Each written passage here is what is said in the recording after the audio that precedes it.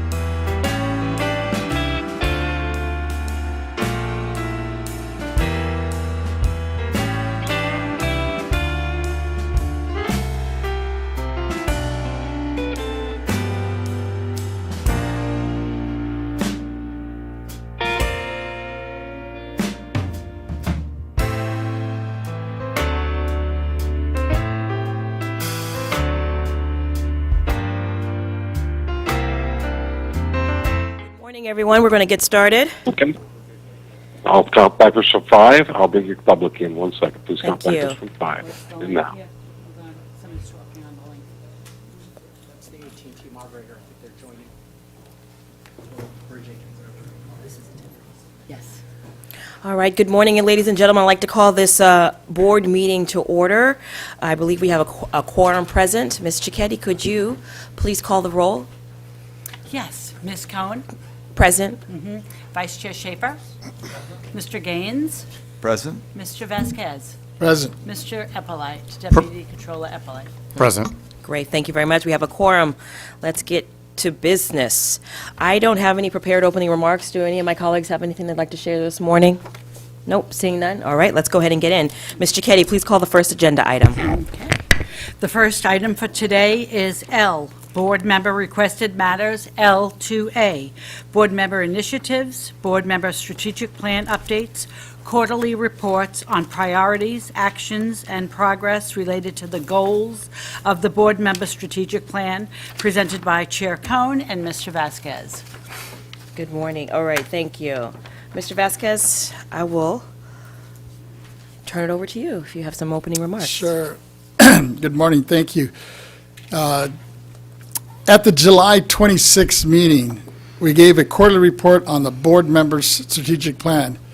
You should all have a copy of this in your folder, and then I understand you also had one put on your desk as well this morning. As you will note, we took action on 2 main items at that time. First, we authorized more time for the executive director to assist us on goal number 1. And second, we received a report from the Branding and Outreach Committee members Gaines and Schaefer that 2 of their action items were completed and 2 were in full progress.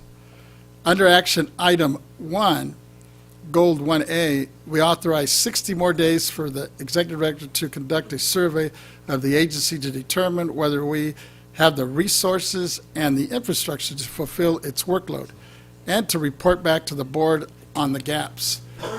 And with the plan of action to address the gaps in the next 3 years. Under goal 1C, we authorized more time for the executive director to conduct a similar survey in coordination with each member to determine whether our offices have the resources and the infrastructure to fulfill our constitutional responsibilities and workload, and to develop an action plan to address any gaps. She estimated that work would begin in August or September. With that, let me turn it back to Chair Cohen, and then we could, I believe we're bringing Ms. Stowers up, right? That's right. Thank you. Ms. Stowers, why don't you come join us? I had some comments. Okay. Mr. Schaefer has a few comments. Yes. This was related to the L item, Mr. Schaefer? Well, I just have my comments in general, like at the start of the meeting, I had a couple. Would that be inappropriate now? Yeah, we skipped that, we moved on to that part. We're dealing with the board member initiatives now on the agenda, dealing with I the see. strategic plan. My comment on Bob Dutton then would be at the end of the meeting. Yes. Thank you. Okay. All right, Ms. Stowers, thank you. Good morning. Good morning. Is there any comments that you'd like to add to the L item? Not at this time, ma'am. Great, all right, no problem. Looks like we are moving through. Okay, then I will go on to, under action number 2, Goal 3 and Goal 4, we received a detailed report and recommendations by Member Gaines and Member Schaefer and their staff on Goal 3, developing an educational and outreach plan, and Goal 4, branding to ensure that all constituencies are acknowledgeable about the agency and the board are property tax responsibilities. They reported that two actions were completed and 2 were in progress. The 2 actions completed were Board Member Outreach Toolkit, developed by the BOE Communications Chief Peter Kim for each board member's office, consisting of a flyer, a public service announcement, both audio and video, social media graphics, suggested talking points, an e-blast message and image for the use as web button on external partners' websites, and web links for additional information regarding public hearings and events. The BOE website updates with the ability to feature hearings with the dedicated banner on our homepage, and as stakeholders can use as electronic form rather than paper to submit their concerns up to date of the hearing. This was used for the TRA hearing with great success with Mr. Kim in continuing further updates and improvements. The second action in progress are developing a board members' education and outreach plan that identifies all constituencies in collaboration with the executive director. Work is in progress with the executive director and Mr. Kim to create a vision for how members can effectively fulfill their ambassadorship to educate those in their districts, address their concerns, and report back to the board for a statewide issues and needs. They will include basic concepts learned from the USC study on branding, ensuring that taxpayers, elected officials, business associations, nonprofits, veterans, and other constituencies are knowledgeable about the agency and the board, and our exclusive responsibility for property tax administration. Each board member will identify items relevant to their respective district to be included in the plan. The executive director will survey each member to confirm specific education and outreach needs, methods, issues, and constituencies. Each will collect all input but will not share it with other members. It will be compiled in a report for submittal to members Gaines and Mr. Schaefer, who are the Branding and Communications Committee, to report to the full board and help facilitate this work on a strategic plan. Per the July 26 meeting minutes, board's final action was a motion that was moved by Member Gaines and seconded by Member Vasquez, unanimously carried. The board directed the Branding and Communications Committee to explore the ambassadorship program and outreach for each district and bring those ideas back to the board for consideration with the progress report at its August meeting. Although the Branding and Communications Committee was unable to bring this back due to the work associated with TRA hearings and property tax abatement work group hearings, I believe Mr. Gaines and Mr. Schaefer and staff are prepared to report on this now today. Is that correct? No, I'm not. Oh, I'm sorry. Okay. Then with that, I'll move it back to my chair, Madam Chair. Okay. All right, thank you very much. Board Member Vasquez, thanks for your continued leadership in this area. When we developed the strategic plan, we identified key steps we needed to take to rebuild the agency and to restore it to its stellar reputation. And I just wanted to go on record and let you know that I'm working closely with the Executive Director on Goal 1 And Goal 2, we will have a formal report for the, report out for the November board meeting. All right. Colleagues, if there are no other report outs or any information to be shared, let's go ahead. Ms. Cicchetti, let's take public comment. AT&T moderator, please let us know if there's anyone on the line who'd like to make a public comment regarding this matter. For public comment by phone, please press 10 on your phone's keypad at this time. An operator will ask you for your name and place you in queue. Listen for your name to be called. One moment.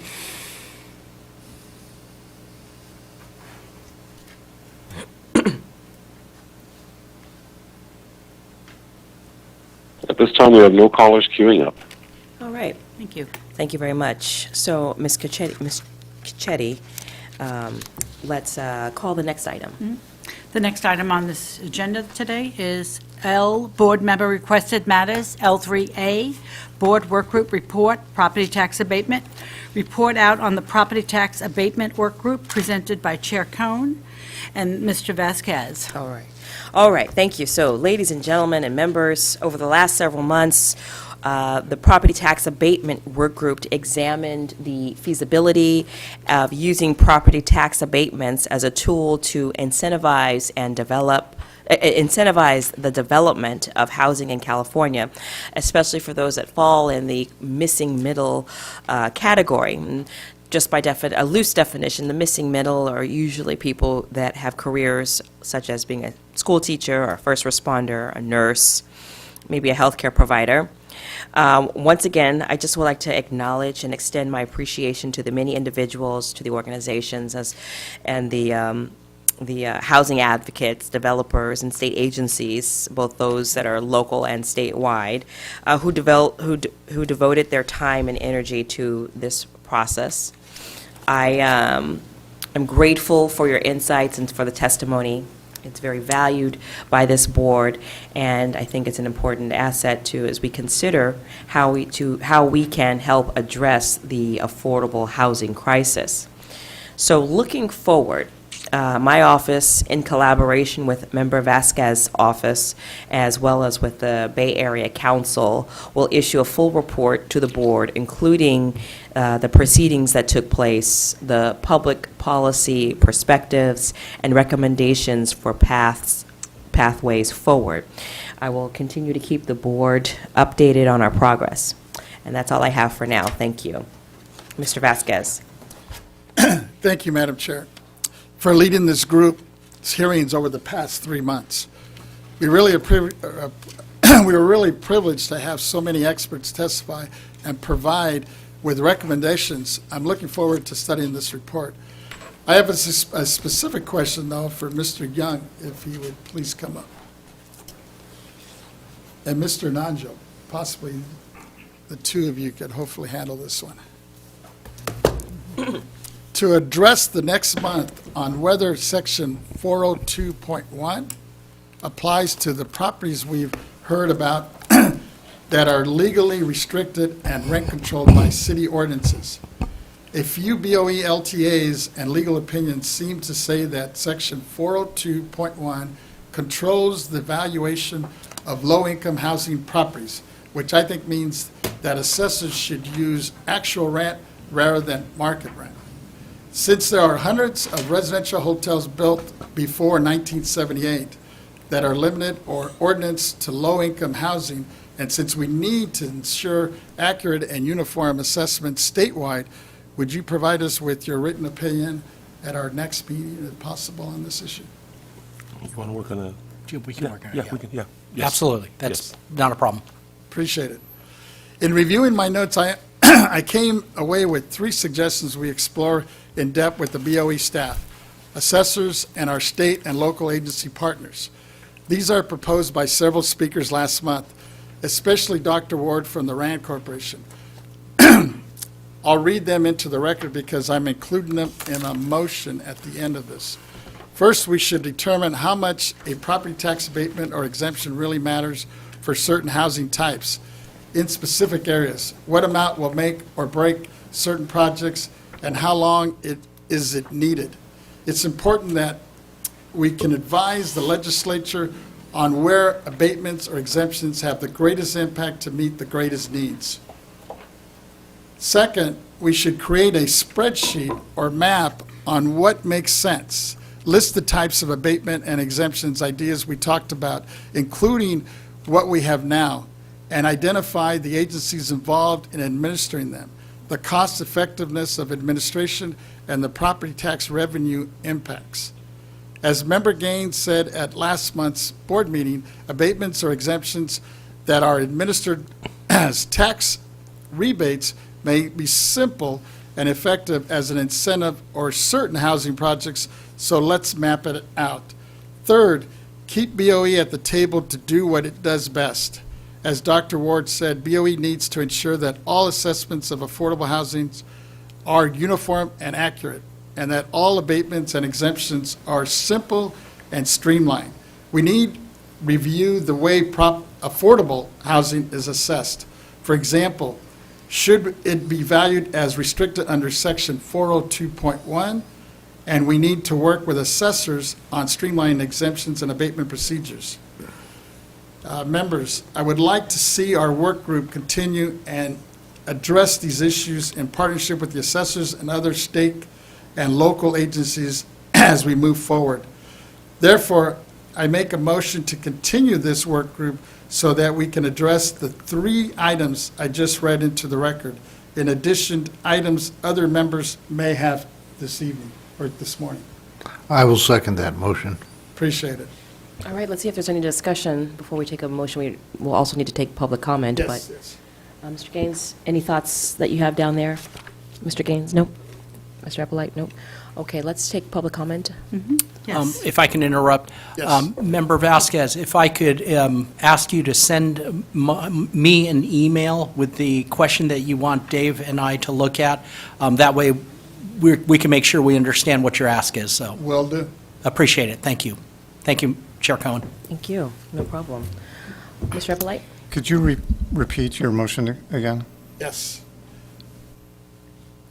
It's, I make a motion to continue, well, I read the other statements, right, that are continue to it, but the motion is to continue the work group so that we can address the 3 items that I just read into the record. In addition, items that you all may want to add to this. I'm open to that as well. And No. hearing none, I guess you open it think- up to the public, right? Yeah, We've I'm opened gonna it go up to the public. There is no public comment, so let's, I have nobody in the audience who has a public comment. I do have a written comment for this item, so I'll go to the AT&T moderator first. thank you. AT&T moderator, please let us know if there's anyone on the line who would like to make a public comment regarding this matter. Members of the public to comment by phone, please press 10.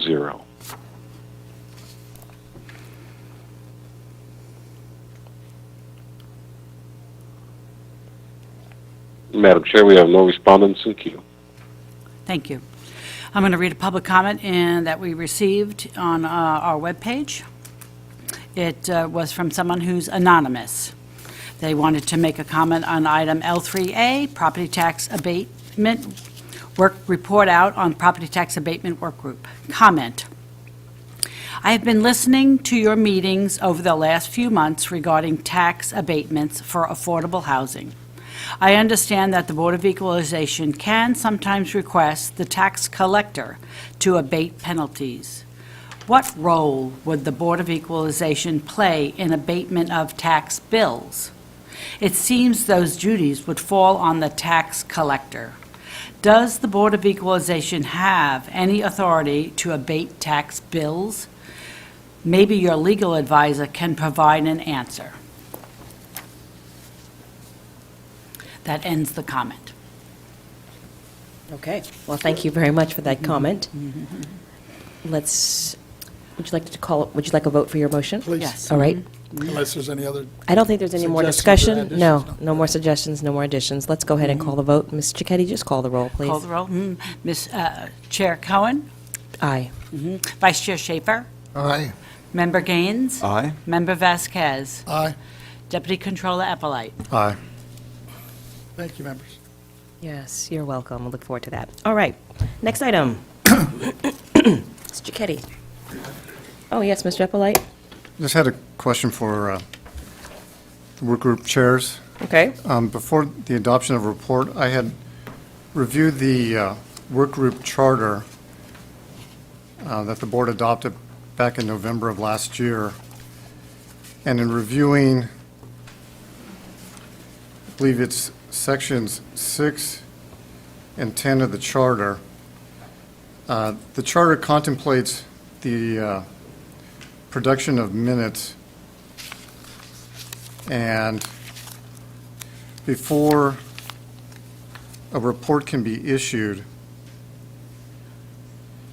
Section 10 of the charter provides that the minutes serve as the material for, or the basis for the report. So before a report can be issued, there have to be minutes produced by the work group that are created by the chair and co-chair. So when we had the work group for the 3 months, the work group was transcribed. So we should have minutes brought forth. Okay. And Section 10 provides that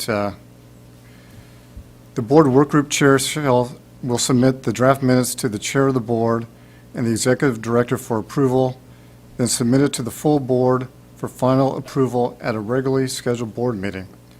Note, to avoid bag-leaking issues, the draft minutes or any other board workgroup material must be submitted using the board proceeding process.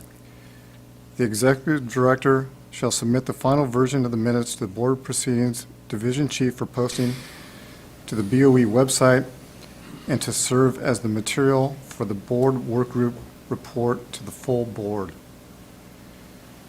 So the procedure established in the charter provides for minutes first and then as the basis for the report.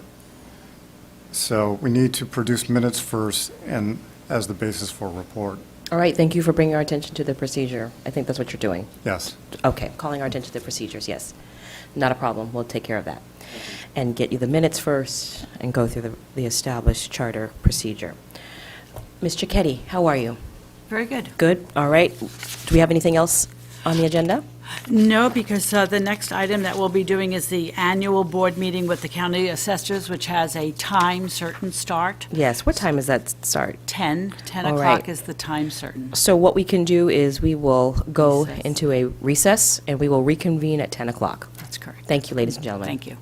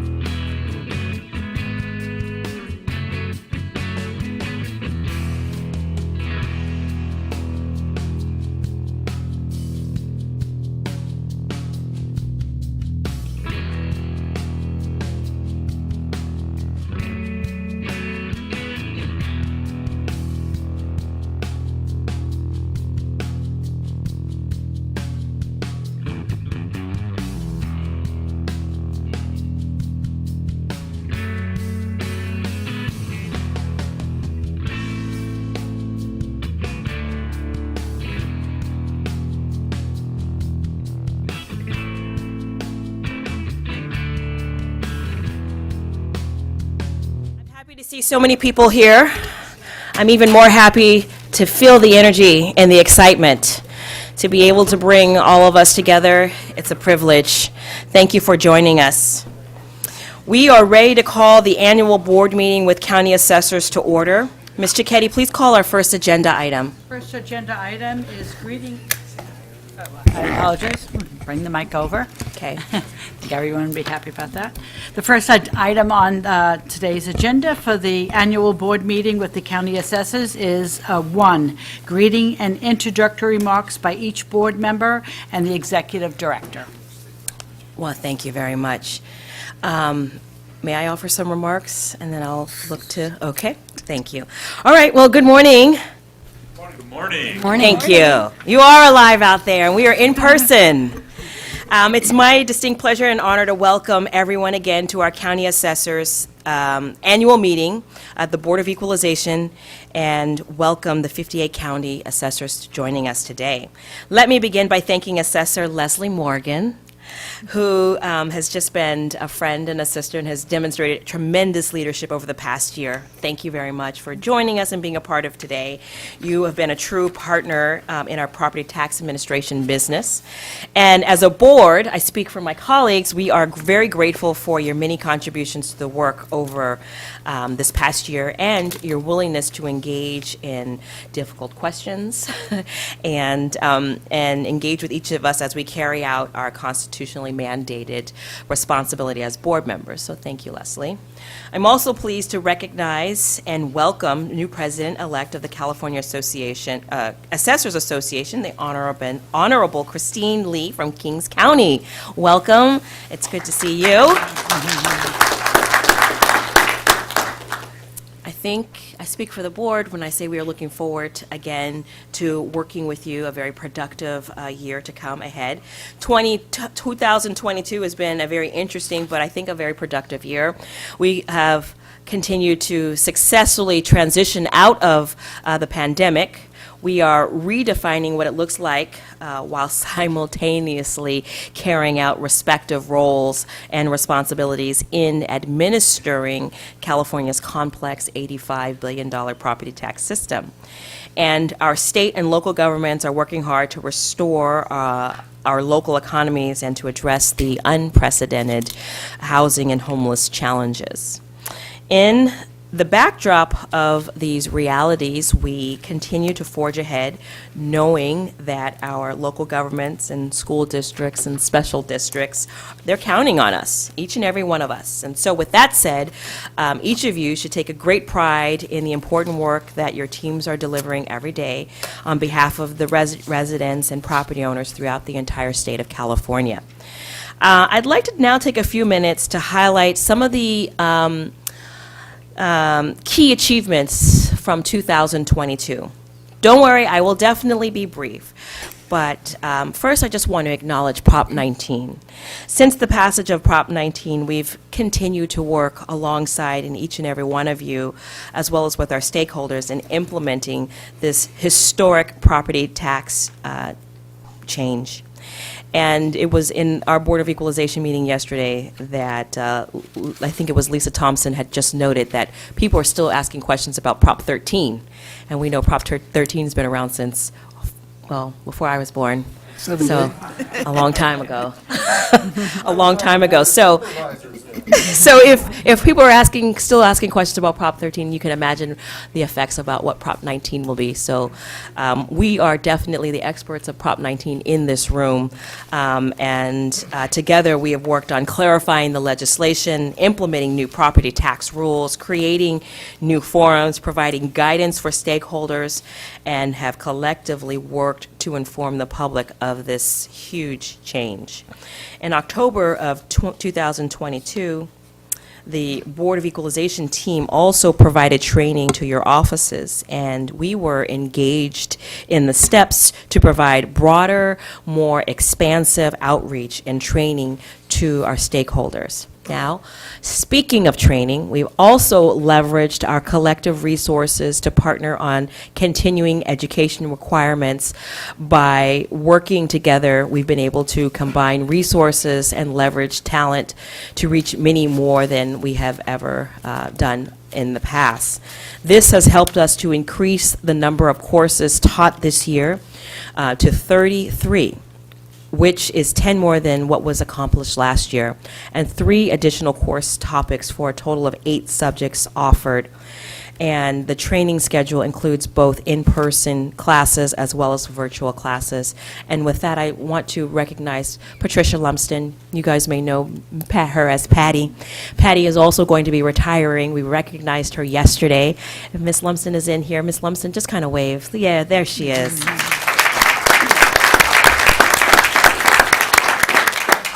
Yes, so she's been incredibly instrumental in making sure that we meet and exceed expectations when it comes to delivering classes. And this board remains committed to working with our executive director, Ms. Stowers, who stepped in earlier this year, to develop a comprehensive training initiatives delivered by the BOE to ensure that we are always putting forward the highest quality of a training module and continually bettering our best across the entire state. The assessment practices survey, as you are all aware, the primary objective of the assessment practice survey program is to ensure that the assessor's compliance with state law governing the administration of the local property tax system. And our objectives are to serve threefold. First, protecting the state's interest in the property tax dollar. Second, promoting fair treatment of taxpayers. And third, maintaining the overall integrity and public confidence in our property tax system.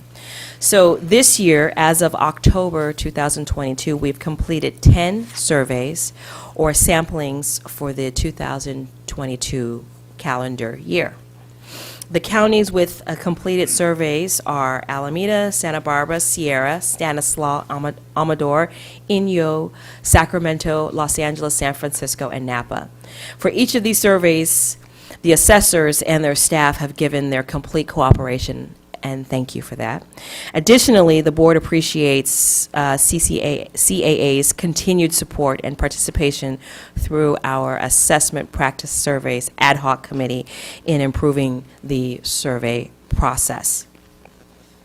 Finally, I want to just note a few more things. The LTAs, the infamous letters to the assessors.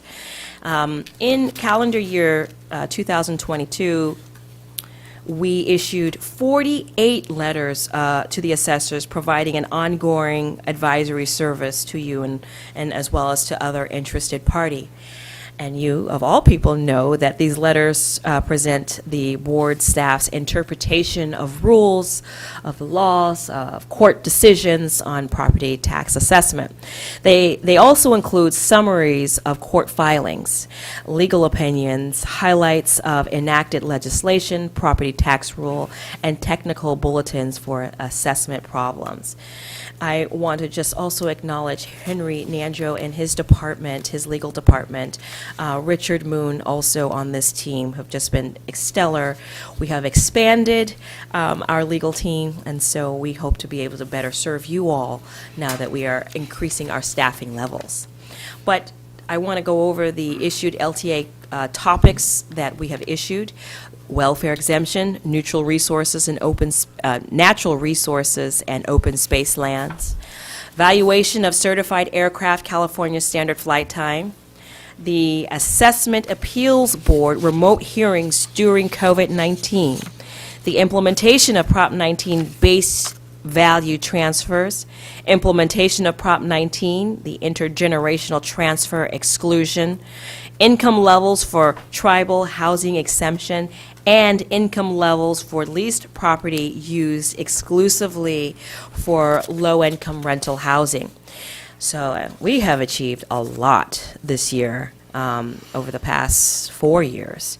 So in closing, I'd like to just acknowledge that when I took the oath of office, I identified 3 basic priorities that still remain my priority as a board member today.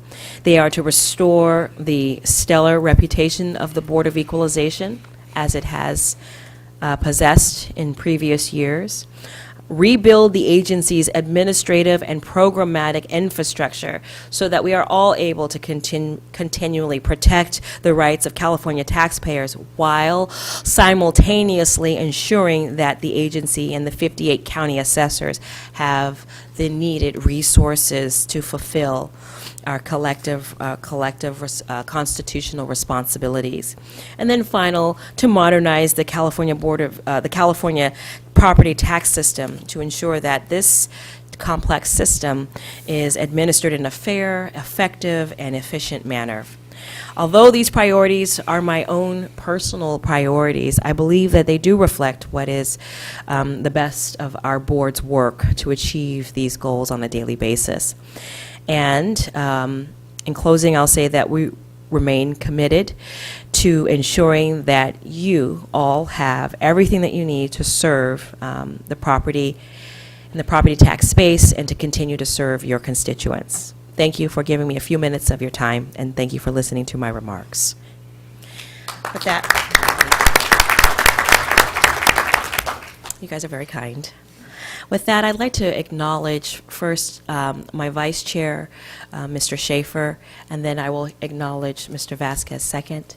Mr. Schaefer, do you have any remarks that you'd like to share? Yes, thank you. Well, I'd like to specifically welcome the people from my district that are doing the Lord's work in the assessment field.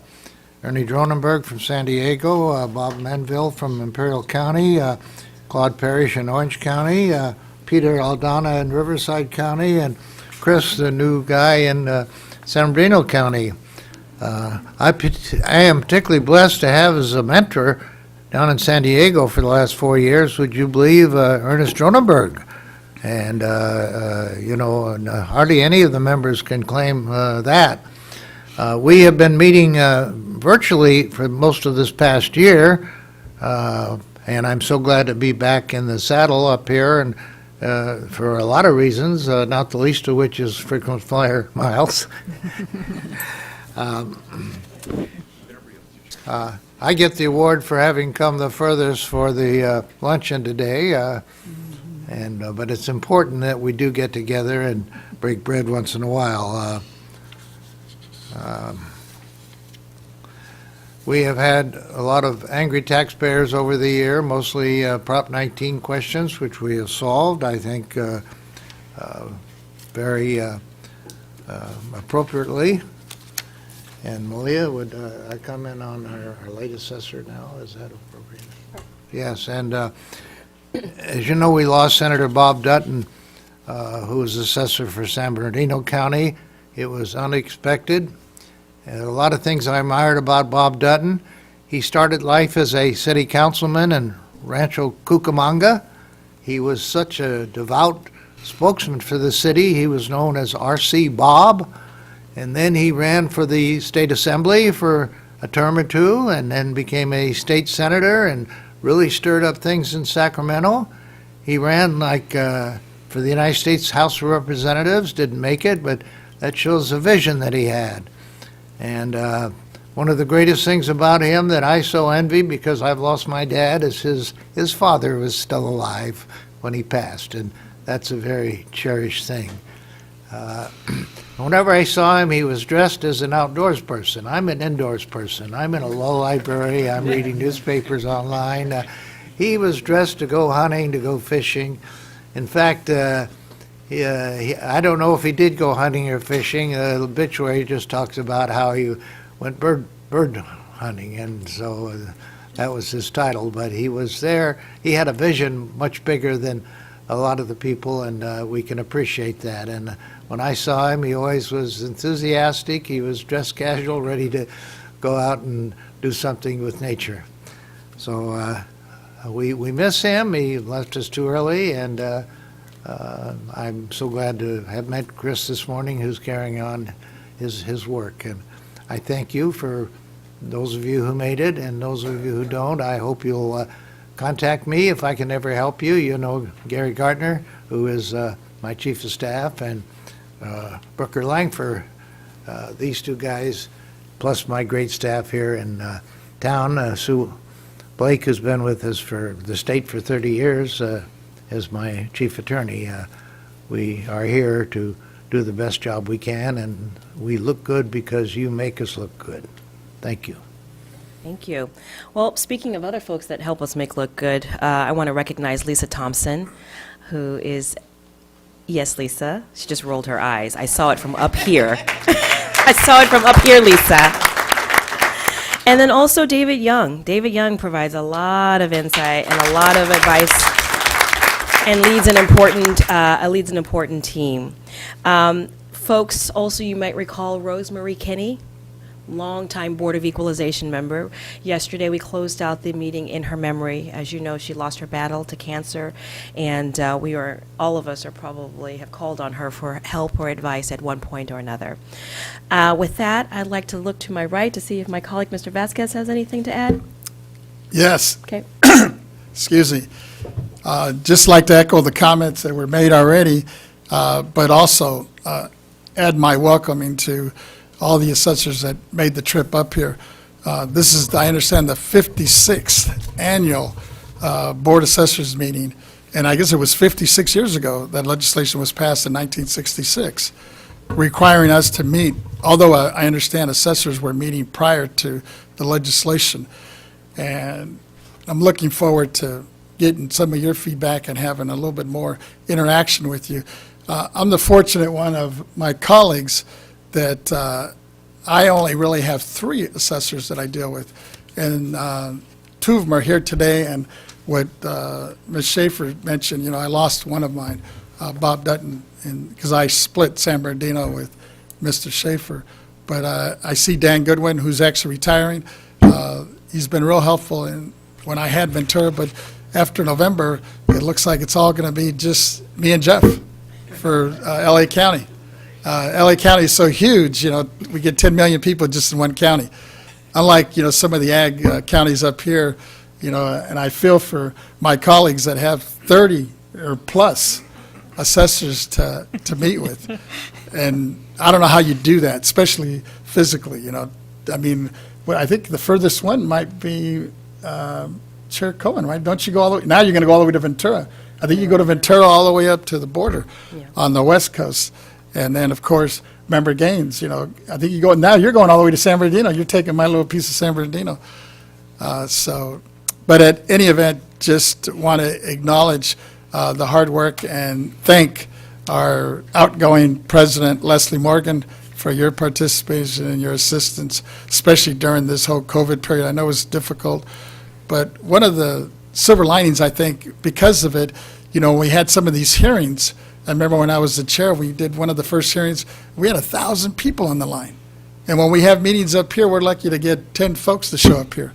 So I think kind of creating this hybrid moving forward makes a lot of sense. Because for us, up here, it's all about getting feedback, not only from the assessors, but also from taxpayers, that are on the ground trying to navigate this system that we have.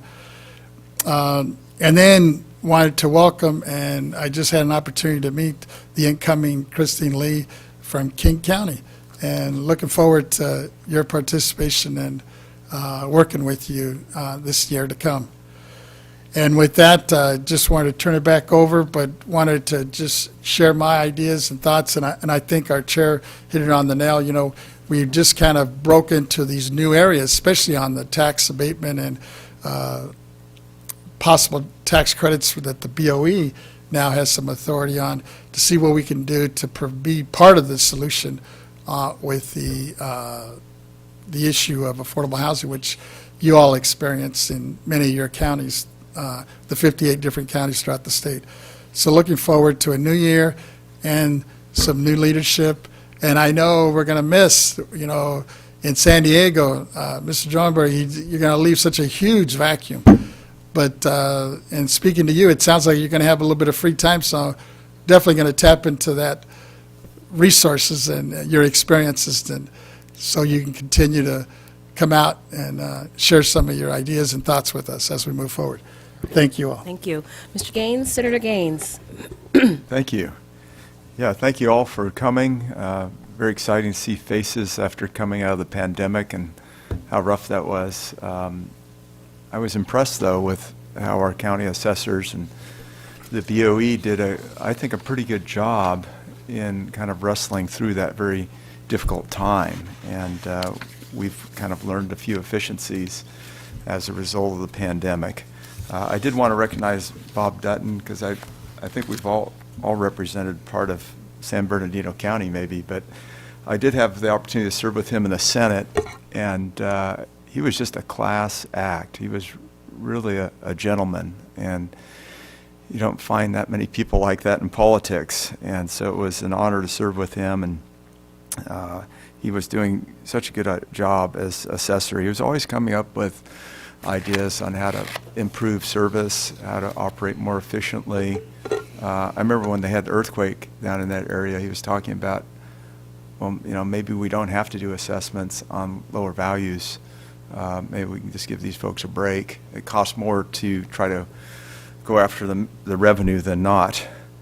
And then, of course, I'd like to thank Leslie Morgan for your service as the president, and really excited about Christine Lee and your opportunity to serve as the leader for the assessors. We've got some challenges with Prop 19. It'll be interesting to see what happens politically with that, because I know that Howard Jarvis Taxpayers Association seems to be focused on that, which I think is good, on this aspect of passing property on to children and grandchildren. It really, I think it hits a nerve with a lot of our constituents, and I understand that.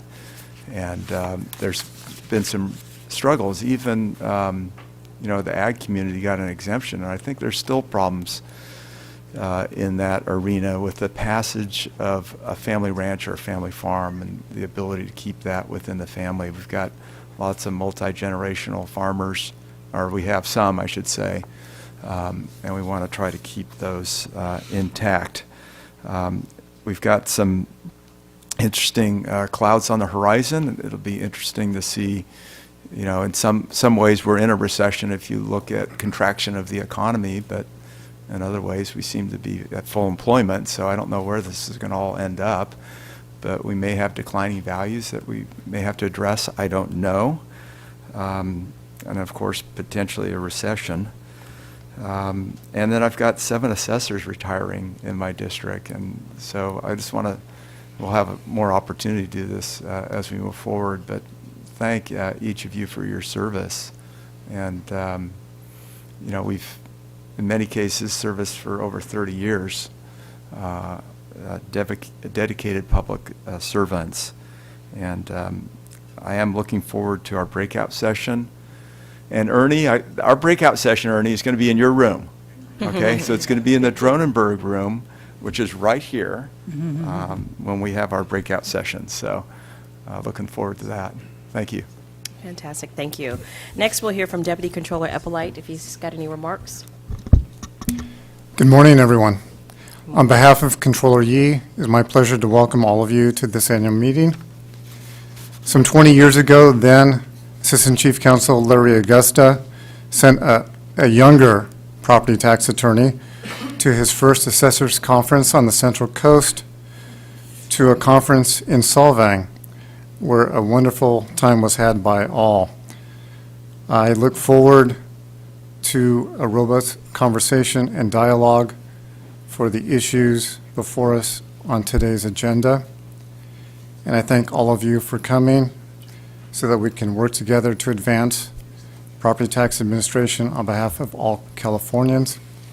And I congratulate all the retiring assessors. So thank you for coming. All right, thank you, Deputy Controller Eppolite. And with that, I'd like to pivot to Ms. Stowers, the Executive Director of the Board of Equalization.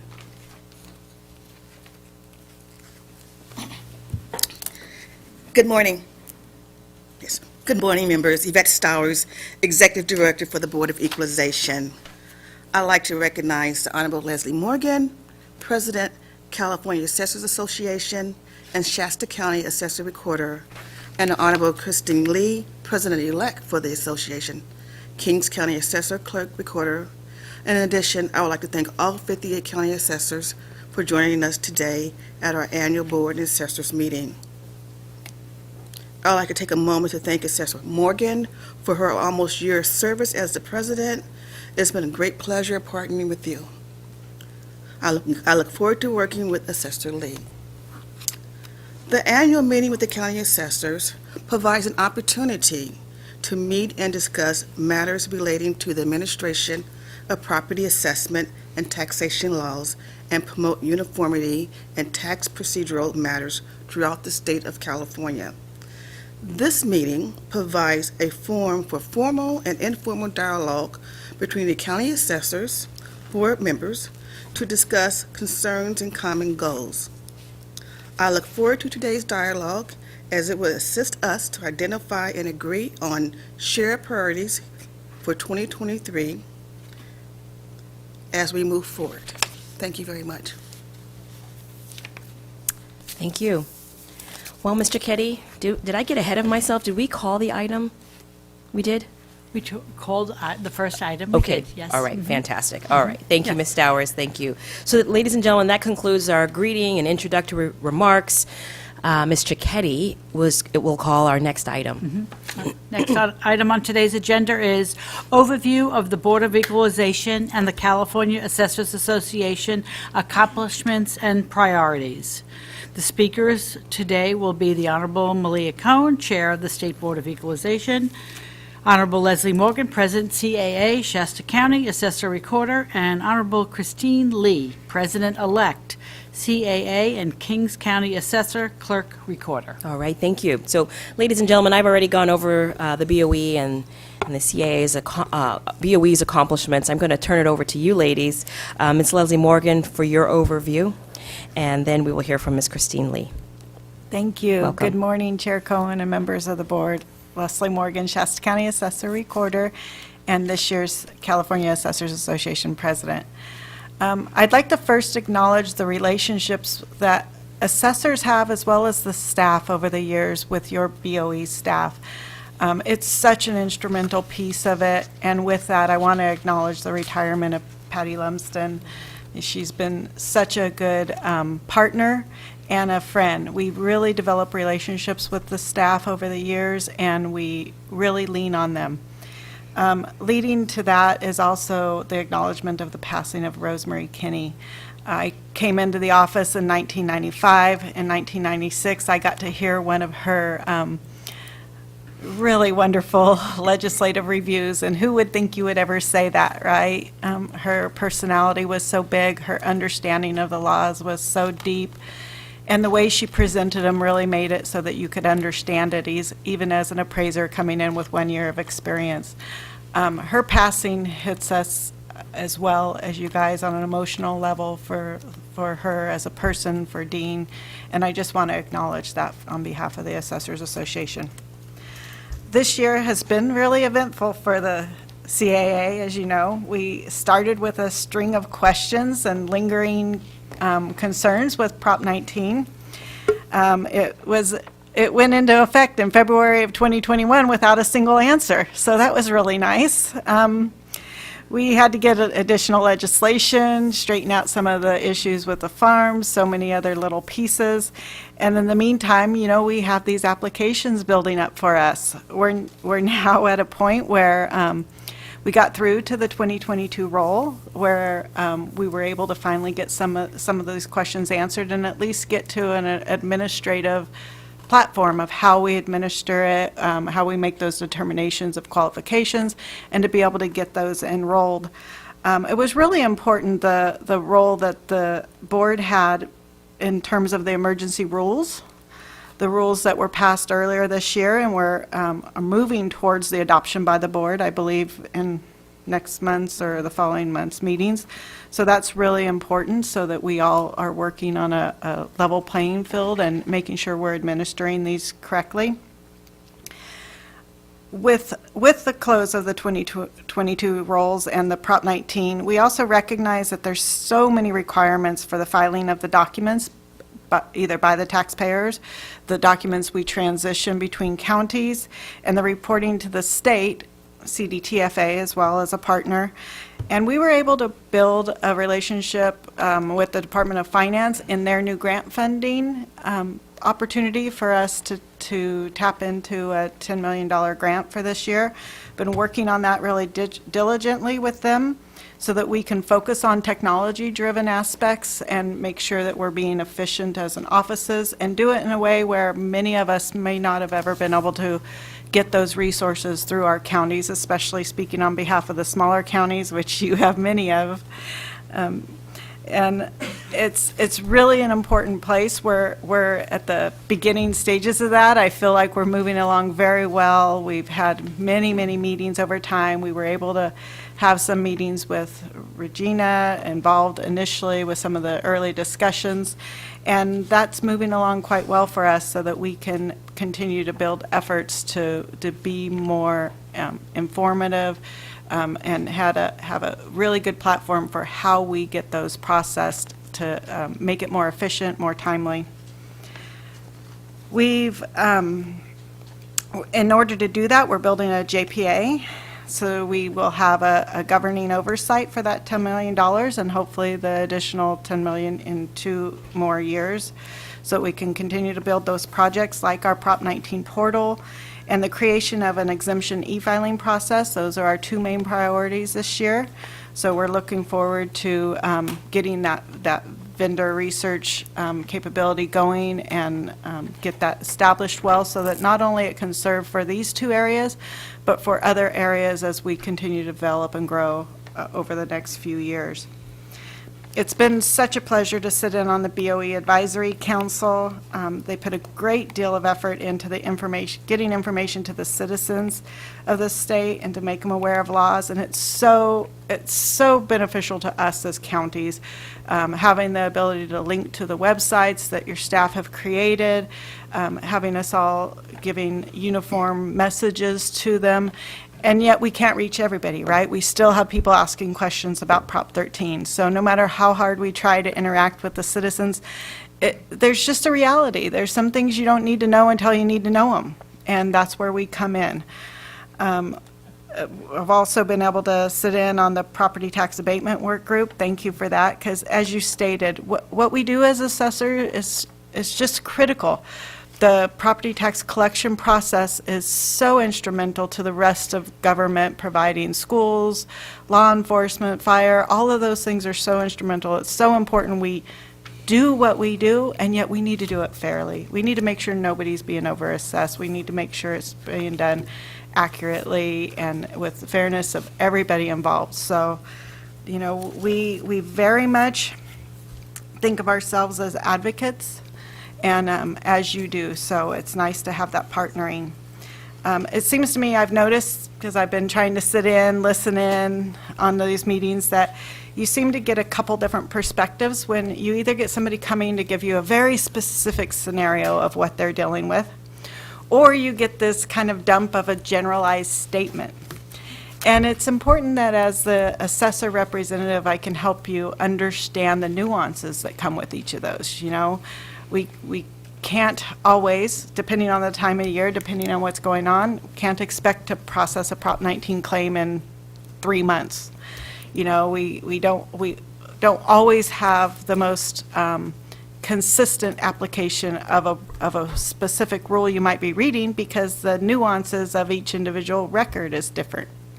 So there's so many individualized aspects to what we're dealing with as an assessors in the generalization of property tax laws. So this relationship, having somebody here, having us to reach out if you have questions, having you to reach out if we want to provide clarity, it's such an important role for all of us. Let's see, I have notes here, make sure I stay on task. As I stated, we all consider ourselves advocates. We're always looking for a new way to implement the laws that change for us all the time, like Prop 19. Luckily, not all of them are as big as Prop 19, you know, so we have those variances, but Prop 19 is a big one for us, as you and as we'll be talking about later. With every question we get, we always feel the need to read the code again, because you just never know. It's reading it again, the way it applies to a specific scenario, reaching out to each other as assessors, and reaching out to BOE staff. Again, I just it will always be part of what I stress in the relationship of what we do on behalf of the taxpayers. It really takes a cooperative effort by all of us. It's been a pleasure to be the CAA president and to support the BOE in that role throughout this year. And you guys are in such good hands with Christy Lee. So with that, I thank you for the year. It's been a pleasure, and I'm done. Thank you. Great. Thank you.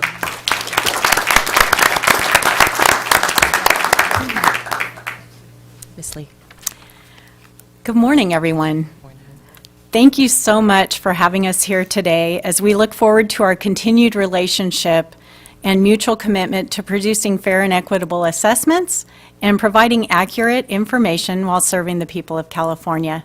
I also want to acknowledge Leslie and her hard work and leadership that she took on and did a fantastic job as president of our organization. Although I feel your board, the staff, and the Association of Assessors has worked diligently and have overcome huge hurdles over the last couple of years. Such things as the clarification and implementation of Prop 19 and how to operate in this post-COVID era and embrace uncertainty. But with that, there is always more to do, and there will undoubtedly be future hurdles to overcome in 2023. I expect that the assessors will be working towards developing and implementing the technological advancements that Assessor Morgan spoke about, having taxpayer reporting capabilities and databases that allow assessors throughout the state to share information regarding property transfers in relation to Prop 19, regulations and exemptions will be a great benefit for all concerned. It will certainly create more accuracy and efficiencies in these areas. We will also look forward to working together with the Board of Equalization to find untapped opportunities to train and develop staff, perhaps working with community colleges to create a pathway to becoming an appraiser or utilizing the various knowledgeable and very capable individuals within our offices that may be willing to hold courses. One thing that has been abundantly clear to me during the last several years in my role as assessor is the importance of working together and capitalizing on the strengths and ideas that come from individuals and in groups. I may know a thing or two about this or that, but it is the combined strength and knowledge of others that makes things happen. I believe this is true in our various organizations, committees, and various relationships. Therefore, I'm enthusiastic about the relationship the Assessors Association has with the Board of Equalization, and as much as I will miss the retiring assessors, their wisdom, experience, sense of humor, and helpful advice, I am also looking forward to the involvement and interactions with the new assessors this upcoming year as we will strive to serve the citizens of California in the absolute best manner possible as they deserve. Thank you.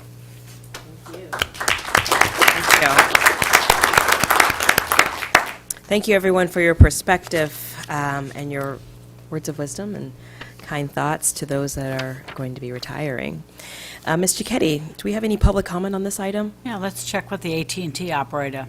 AT&T operator, can you let us know if there's anyone on the line who would like to make a public comment regarding this matter? Certainly, again, it's 10 to ask a question or to make a comment. I apologize. 10. And currently nobody in queue. All right, thank you very much. Ms. Giacchetti, call the next item. The next item is the group photo of the board members and the assessors. We will go into recess. All right, thank you, ladies and gentlemen. We will go into recess and reconvene after the photograph has been taken. Thank you. All right.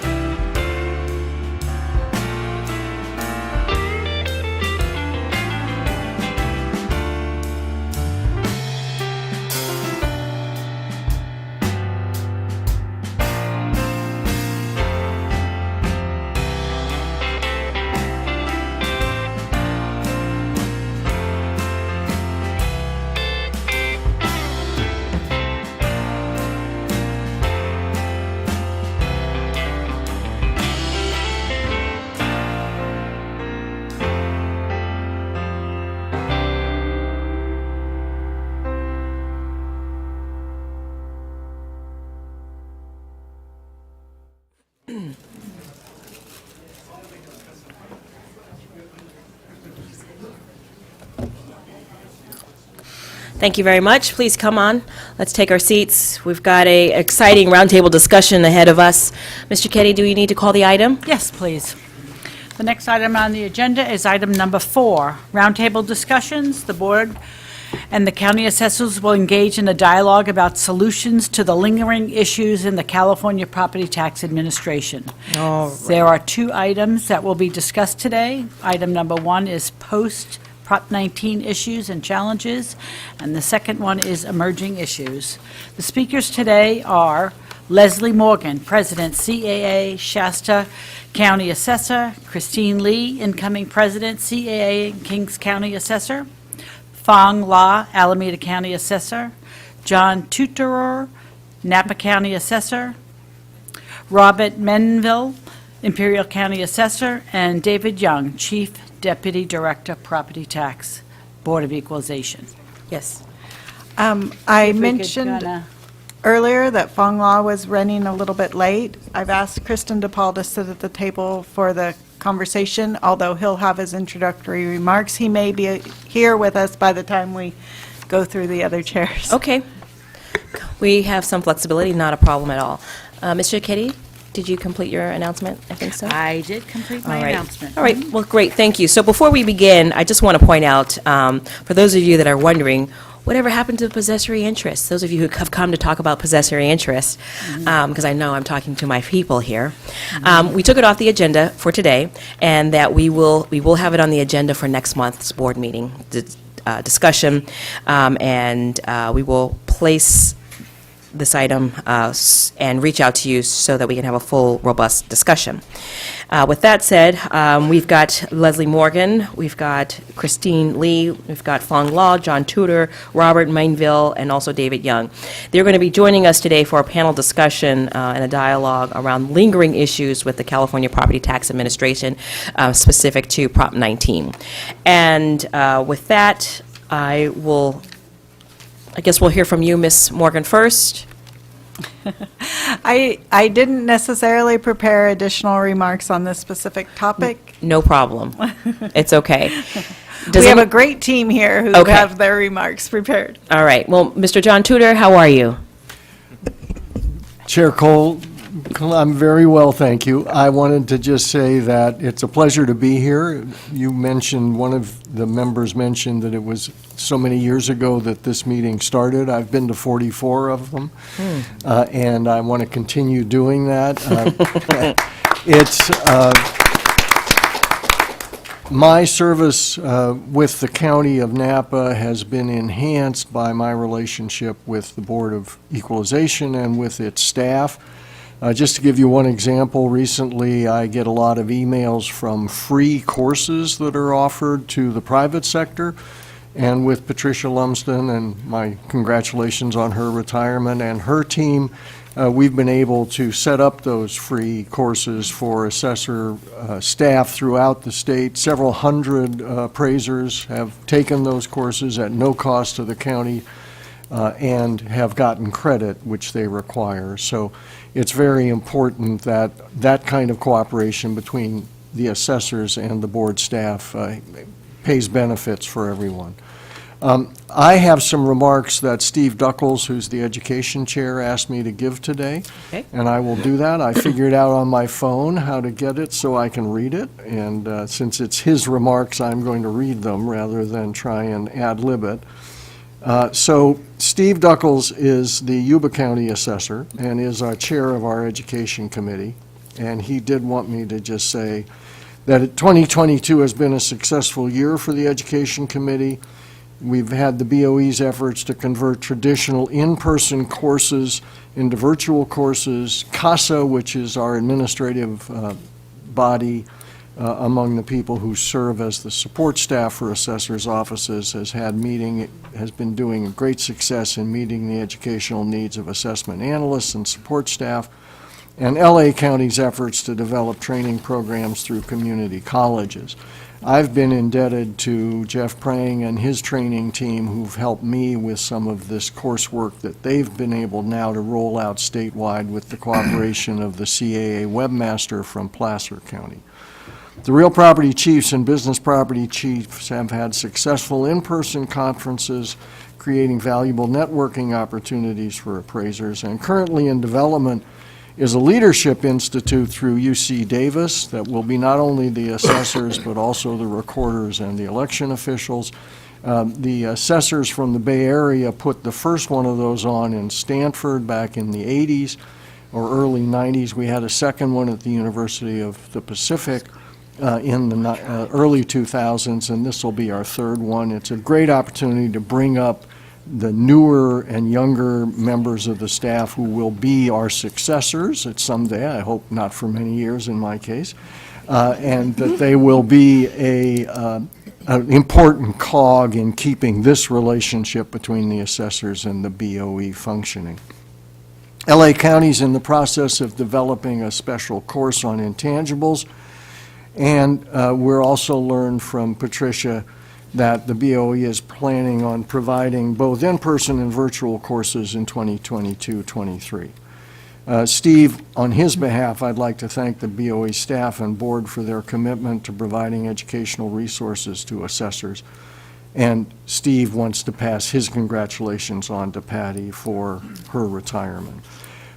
Moving from there to the discussion of Prop 19, we have worked diligently in our individual offices. We have had a working group with statewide, with the Controller's Office, which we need to be in, and with the Department of Finance in terms of various reporting under Prop 19.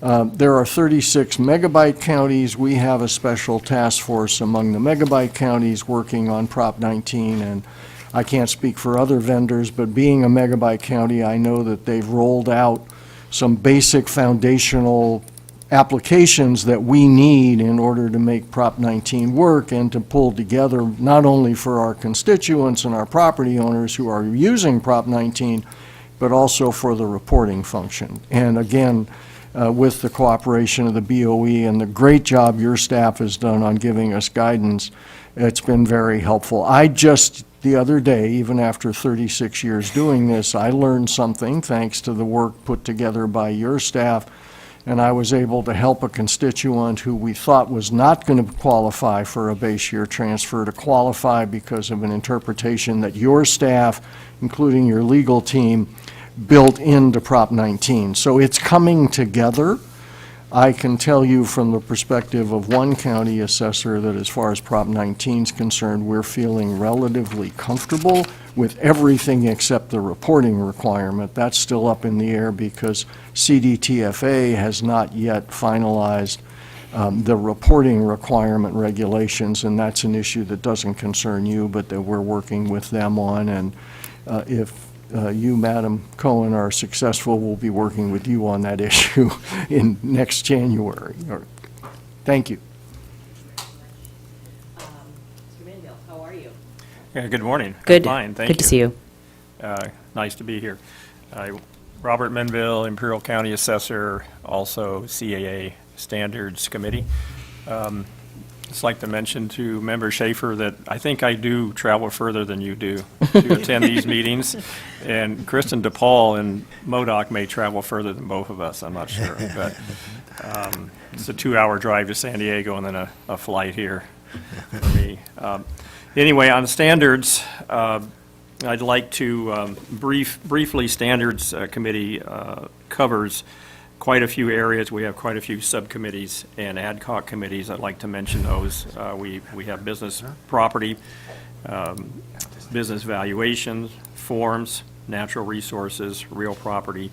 We have aircraft advisory, commercial industrial database, calamities, dark store, exemptions, LEOP, mapping GIS, possessory interests, which Chairman Cohen mentioned a minute ago, Proposition 19, and rescissions. During the year, we have dissolved a couple of those committees because either their work was completed or there was no more work to be done. That's rescissions and calamity ad hoc committees were dissolved so far this year. I'd like to thank all the members of the committee who have participated and assisted in the work that Standards Committee does for the California assessors. A couple of people I'd like to recognize that do a great deal of work. Forms Committee. I was told early on in my career as assessor 8 years ago that forms is a process. Form changes is a process, and I've discovered that it's a very involved process. It requires many members of county assessor staff and Board of Equalization staff. And Diane Brown has led that subcommittee for many years. She's retiring at the end of this term, so I'd like to thank her for her service. She's done a great deal of work on that. Mark Tonneson, I'd like to recognize him for helping me this year with the Proposition 19 Ad Hoc Committee for the emergency rules. Mark said he would take it over, and then I think Barbie Edgington in San Luis Obispo County on the county staff there did much of the work on that. So I'd like to recognize them for their help. And then Patty Lumsden, thank her for the report. She always prompt and thorough and informative reports from the Board of Equalization that she presents to the committee. So thank Patty for that, and we will miss her. I wish her well in her retirement, as I do Diane Brown and Mark Tonneson, who's also retiring. Our most challenging area continues to be Proposition 19. The forms, as I mentioned earlier, forms ties into that, and the emergency rules that you're working on and that the assessors worked on all ties into that. And over time, we will all become comfortable and knowledgeable on how Proposition 19 works because it is so multifaceted, intergenerational base year intergenerational transfers, base year transfers, calamities. It can be very challenging for property owners to understand how it works. It can be very challenging for county staff to understand how it works. In my county, which is a geographically large county in Southern California, but small tax roll, small population, we've had a great deal of retirements. In 2020, the county had a retirement incentive program. We've lost in 2020 and 2021, lost 3 of our supervisors and some of our staff, and replacing those with newer, younger members requires a great deal of training and education, and that's a huge challenge in my county, is training our staff so they can serve the taxpayers, the property owners. And so that will probably continue to be one of our biggest issues on standards for the rest of this year and then going into next year. Whoever the committee is, the chair is for that committee and the members, they will continue to probably have Prop 19 issues that they'll have to deal with. And but we will work through it, and as I said, and as Assessor John Tudor said, eventually we'll become comfortable with it. We still have the challenge of reporting and working with our auditor controllers in our county. That's we've just started to compare notes as at least in our county between myself and the auditor controller how we're going to report to the California Department of Fee and Tax Administration. We don't have as much reporting as some of the larger counties will have, such as our neighbor Los Angeles. I can't imagine the workload they have on Prop 19. But relatively speaking, we all will have this challenge, but we'll work through it. Thank you. We always do. We work through it, don't we? Thank you. Mr. Fong La, good morning. Good morning, folks. I'm supposed to talk about legislation, right? So we're talking about, leave it to Fong to show up late and then be wondering, like, what are we talking about? You know, my mind is occupied by the fact that John Tudor has been coming to these meetings longer than I've been alive. So I'm just like that. Like, Longer than most people have been alive. if I'm still here 40 years from now, someone slap me. But, I love you, John. Okay, so a lot has happened this last year. We had the legislature likes to play with property taxes a lot. A lot of what they play with is exemptions. There have been several changes to some of the exemption rules, and I'm appreciative of the Board of Equalization and their staff for helping us work through a lot of these. A lot of times they mean well, meaning the legislature, but they don't always end up doing well. They write laws that don't always make sense and don't always make administrative sense to us as we administer it. So we've been working very well with the staff to try and come up with ways in which we can administer some of these laws that the legislature have passed, Prop 19 being the biggest one this last year, but there were a couple of others as well.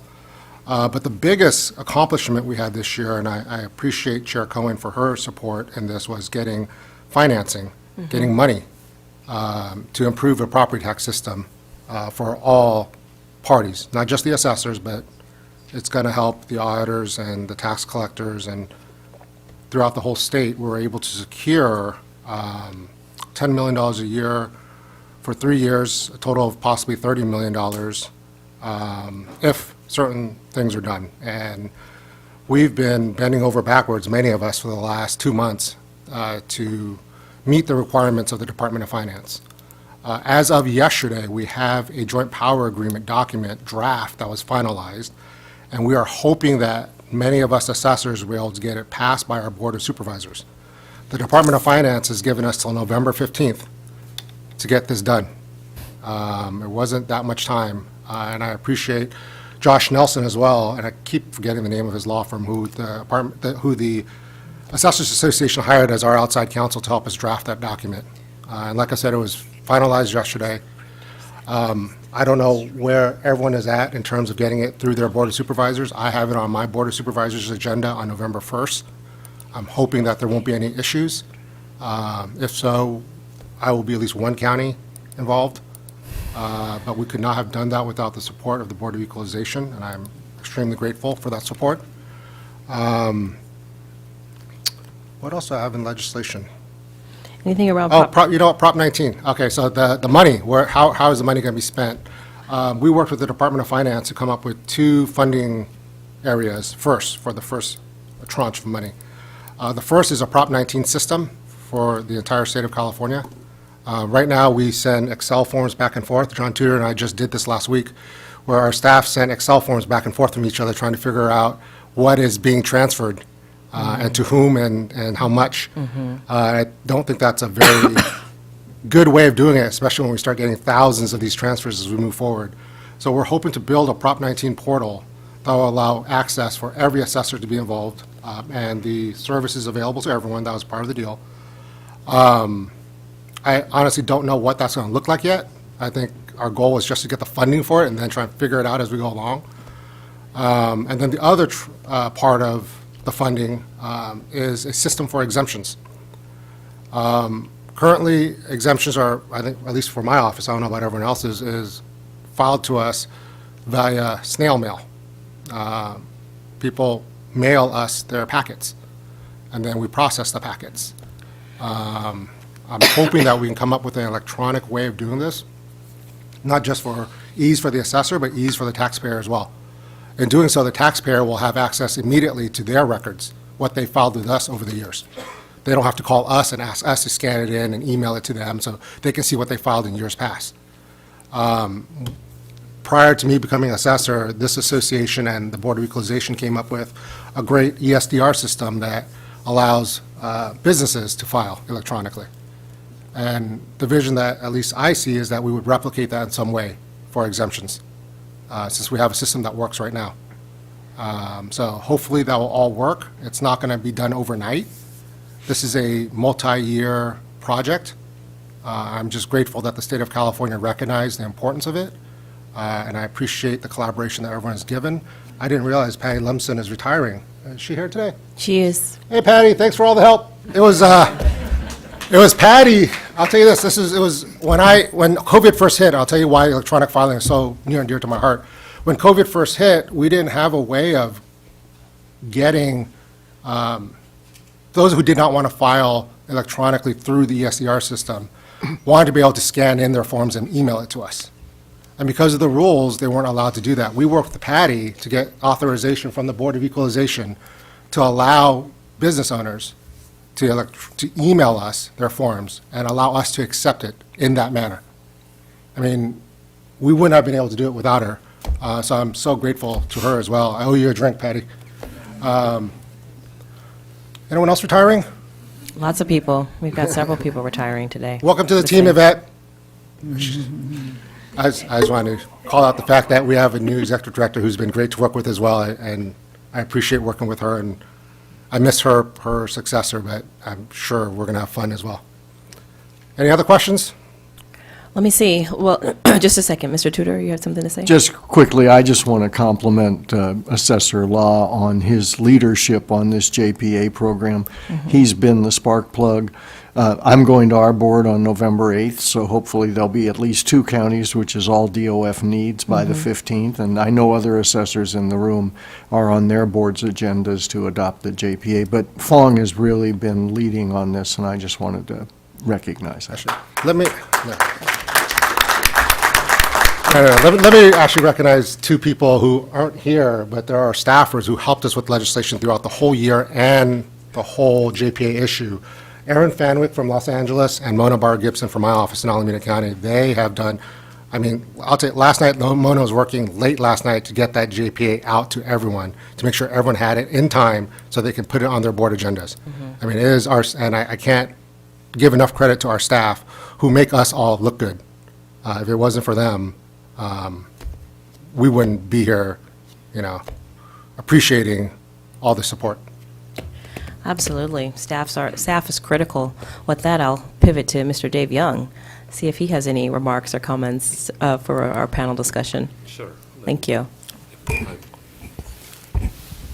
Oh, no problem.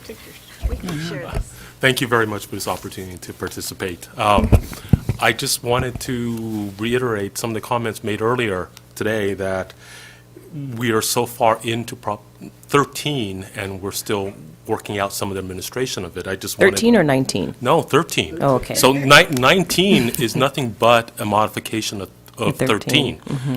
13 sets up the base year value, and without the base year value, 19 is basically moot. There would be nothing to transfer.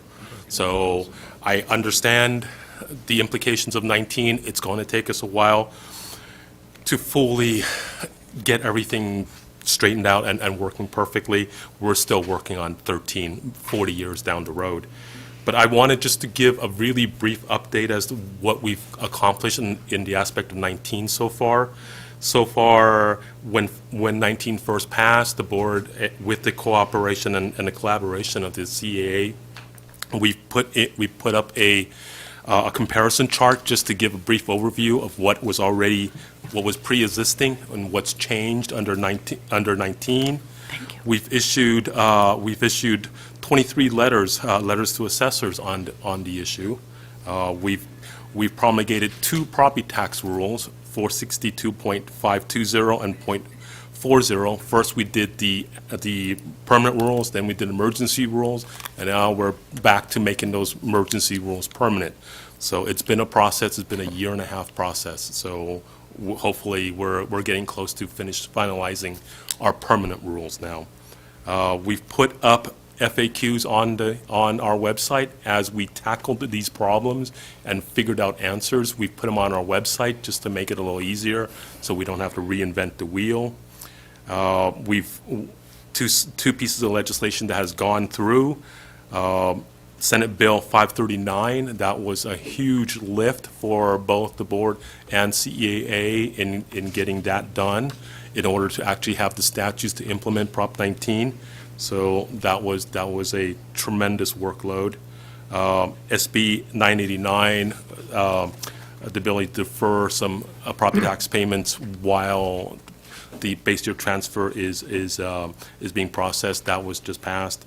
And then I wanted to highlight 2 bills that did not pass, and that's Senate Bill 668 and an Assembly Constitutional Amendment number 9. Those would have basically would have, in essence, undone some of the intergenerational transfer and basically set it back almost to, but not quite, how it was before. So we've accomplished a lot. There's still a lot to be done. I am personally very excited about the $30 million eventually in getting a system ready for the assessors in order to implement some of that. I think it's a great idea. I'm hoping that it bears fruit and very soon. So that's fantastic. That wraps up my comments in a nutshell. I'm here and available for any discussion that we may have after this. Thank you. Okay, thank you very much. Any other comments from the panelists up? Yes, Mr. Tudor. So, Chair Cohen, I wanted to talk about an emerging issue that really starts back in 1955. I'm not sure many of the board members or any of the current staff are aware that the assessors hired the Board of Equalization to draw their assessor maps. We all had different mapping systems at the time, and the Board of Equalization, under contract, came up with what is now the AH 215 handbook and the map format that we all use throughout the state. And I think California, hopefully, is unusual in that we have a significantly comprehensive and consistent mapping system for the public and for our offices. So as you can tell, from 1955 until now is quite a period of time, and the whole world of mapping has changed with the new geographic information system environment. And so several counties, Yolo, Butte, now Napa, are working on converting their mapping systems to this new GIS environment. And still maintaining the integrity of the AH 215 handbook in those maps.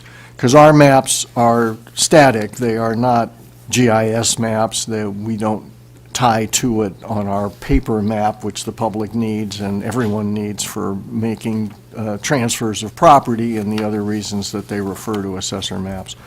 So I just want to let you know that that is going to be an emerging issue, I believe, and hopefully I'll be approaching, and already have run the flag up the pole a little bit, the idea that one of the funding targets would be some form of integrated mapping system with a conversion to the most modern technology. So I think that's just something to keep on the radar. We, of course, would need the assistance of the BOE. There may be needs to update the handbook as well, which I don't think has been done, probably not for 60 years, but for many years. So I just wanted to raise that issue for the board's attention and that of your staff, and to let you know it may be 2 or 3 years down the line, but it's certainly something that is coming and will be vital to the keeping our property tax mapping system up to current and modern standards. Got it. Thank you. Thank you for flagging that for us.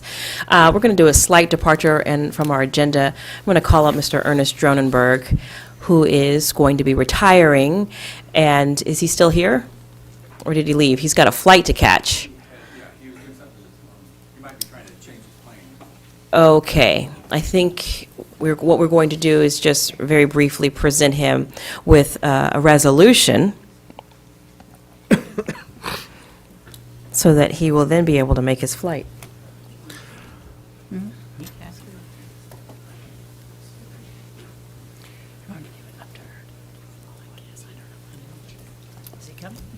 He's coming. Take a message, Ernie. Tell him there's a check and he'll come really quick. Come on down, please come to the podium so that we could acknowledge you. Yeah, take a message, Ernie. That podium. Here you are. So we understand that you need to catch your flight, but we Yes. wanted to make sure that we properly recognize you and thank you. And you have poured into me as a new member on this body. Thank you. Very early on in my career on the Board of Equalization. This is a man that has called in unexpectedly on our call-ins. He was at the Board of Equalization meeting yesterday. He's just had a hand. He's been a steady hand during some choppy waters for the last 3 years that I've been involved with the Board of Equalization. And just want to say thank you. You will be missed. You have had a fantastic career, and I wanted to give you an opportunity to say a few parting remarks. Thank you very much. It's been a pleasure working with you, and we've accomplished a lot together, and you should all take pride in the last 4 years, what you've done, reestablishing and putting the meaning into the Board of Equalization, and I think you've done a great job. I know that I've enjoyed being part of that and helping in any way you can. But I know everyone in this audience has, and the people up here, maybe lesser these people, have been supportive of you and what you're doing. And so thank you and best wishes to your futures. Thank you. Can I have the resolution? Thank you.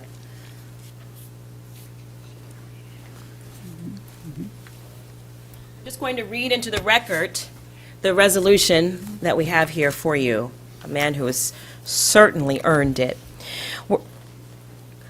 Whereas, after 52 years of exemplary service in the private and public sector, Ernest J., also known as Ernie, Drunenberg, Jr., is retiring as Assessor Recorder County Clerk for the County of San Diego. And in this recognition thereof is deserving of the highest commendations from the people of the state of California. And whereas Assessor Drunenberg's stellar professional career and academic achievements include 32 years as a property appraiser, partner in the largest audit and tax consulting firm in the world, nationally recognized tax expert, member of the San Diego County Board of Education, and a degree in business administration and finance from San Diego State University. Whereas Assessor Drunenberg began his career at the California State Board of Equalization as a tax auditor in 1970. And 8 years later won his first of 5 consecutive terms as a member of the Board of Equalization, serving as chairman and member and chairman of the Franchise Tax Board on 5 different occasions. After he returned to public life in 1998, he joined Deloitte & Touche, LLP, as the national partner in charge of the state tax controversy and government relations. And whereas, as the State Board of Equalization member, Assessor Drunenberg personally wrote the initial Prop 13 property assessment rules, heard more than 20,000 tax appeals, and was the key sponsor and architect of the California Taxpayer Bill of Rights. And whereas Assessor Drunenberg was elected Assessor Recorder County Clerk in 2010 and is currently serving his 3rd term and has held the position of President and Board member of every major state tax association in the United States, including Commissioner on the Internal Revenue Service Restructuring Commission, and served as President of the Federation of Tax Administration, Western States Association of Tax Administrators, and the California Assessors Association. And whereas over the years, Assessor Drunenberg has received countless awards and distinctions for his many contributions to tax administration, including the 1998 Distinguished Public Service Award by the National Tax Executive Institute, and the naming of the Board of Equalization's only major conference room as the Ernest Drunenberg Jr. Conference Room.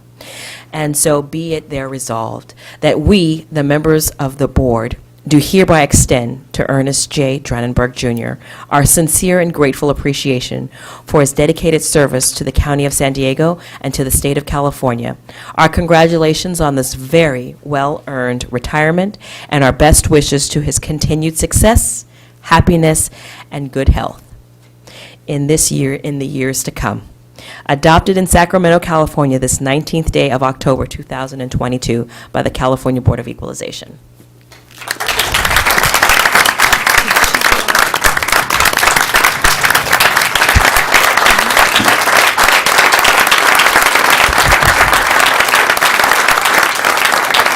Thank you very much, but thank you. That still won't get me on my plane.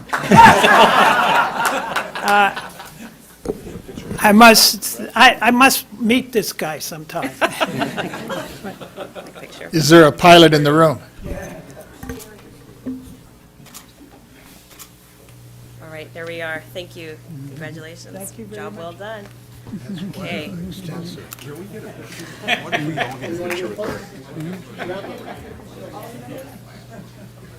Does Ernie have time for a Just a minute. What we're going to do is, actually, we're going to take it back.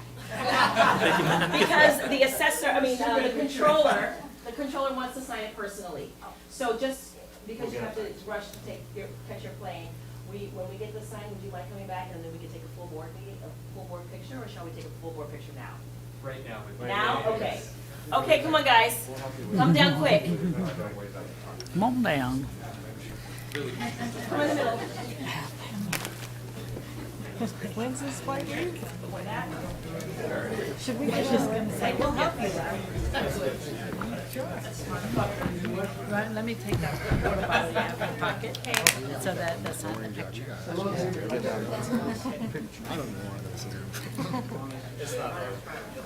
But Mr. Schaefer needs to be on this side.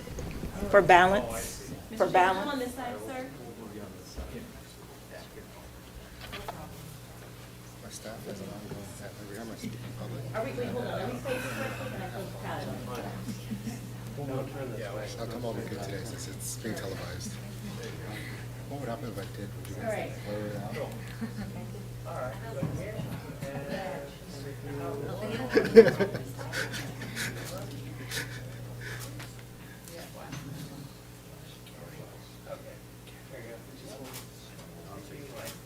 Thank you. Thank you. Safe trip to you. We will get this to you, okay? Thank you.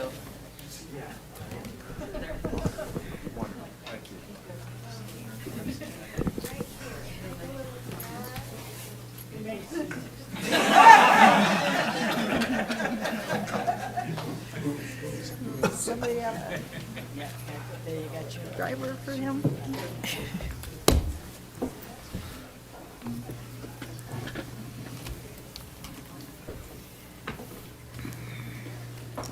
matter what seat I sit All right.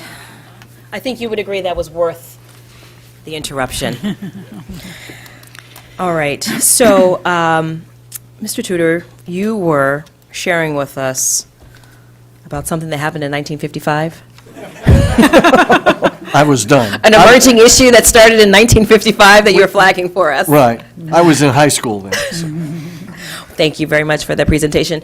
In terms of other emerging issues, are there anything else that you want to bring to this body's attention? I do have a public comment, someone who's in the audience who would like to come forward. Oh, that's great. Let's do it. Gina Rodriguez, Ryan LLC, Principal. Dave, can I ask you to scooch over? Yeah, let her sit there and we could just kind of, oh, she gets into the podium. Okay. Thank you. Hi, thank you, Chair Cohen and members. Gina Rodriguez, I'm a principal right here across the street in Sacramento for Ryan LLC, and I was before you in August at the Taxpayer Bill of Rights hearing to present a couple of issues to you. First, though, I want to say from the practitioner community, we want to acknowledge Rosemary Kinney's passing. She was so dear to all of us. Yes. And I've been doing this 4 decades, and I think she was part of my family for 3 of those. So we do acknowledge that, and our thoughts and prayers are with her family. Also, thank you, Assessor Morgan, and welcome, Assessor Lee. We look forward to working with you, and thank you for all of your hard work. We very much appreciate it. I know it's a thankless job, but we do know you work very hard and appreciate it. I came up for the emerging issue topic because we did present in August the issue of digital signatures, and I know it's been on your agenda and you're working very hard on it. Here's the issue. Our clients are getting penalized because they're not following the digital signature rules, and they're not following them because we don't know what they are.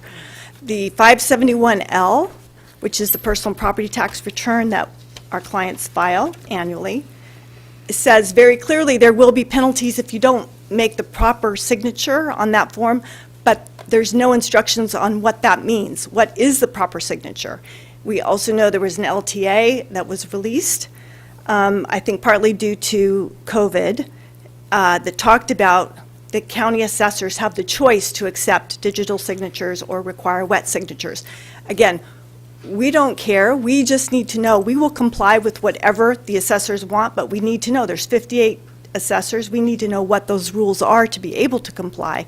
So we're asking for some instructions on whether a county wants a wet signature or a digital signature, and we will absolutely comply. But the business of penalties needs to stop because there's, again, no instructions to help us. So happy to answer any questions, and appreciate your time. Thank you. We're not able to answer questions or have a dialogue right now, but I appreciate you coming in and participating.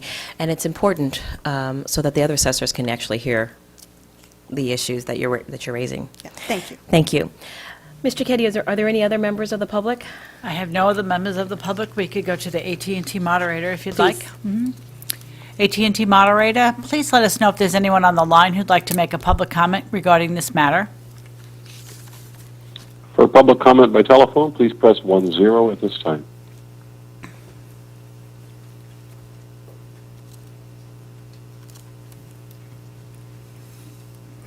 And we have no commenters in queue. All right, thank you. So at this time, I'm going to open up to the mic and let my colleagues speak if they're interested in commenting or asking any questions of the panelists. Mr. Vasquez? Thank you. And thank you to, once again, to all the members and those that I know just joined us just recently here. And for those that didn't make it, I know many of you have really tough and busy schedules. So those that are not here, I know you're probably here in spirit with us today. But it was good to hear the history from our assessor tutor. I didn't realize you were the Vince Scully of assessors here. But it was good to hear that perspective in terms of, one, the history. And I was one that mentioned that it's been 66 years, and you've been here almost 40-plus years of those. So welcome. But in your remarks, and I'm hearing, I guess there's two things that are kind of brewing. One, obviously the Prop 19, this seems to be bringing up a lot of challenges as you're going forward with not only the implementation of it, but now the transfer of property from one county to the other. And I know in some of the larger ones, like I'm looking at my assessor here in LA County, I'm sure they're overwhelmed. And I wonder if there's been any discussion, at least among your group, your association, kind of like the firefighters, when there's a big fire, they jump over counties and start assisting others.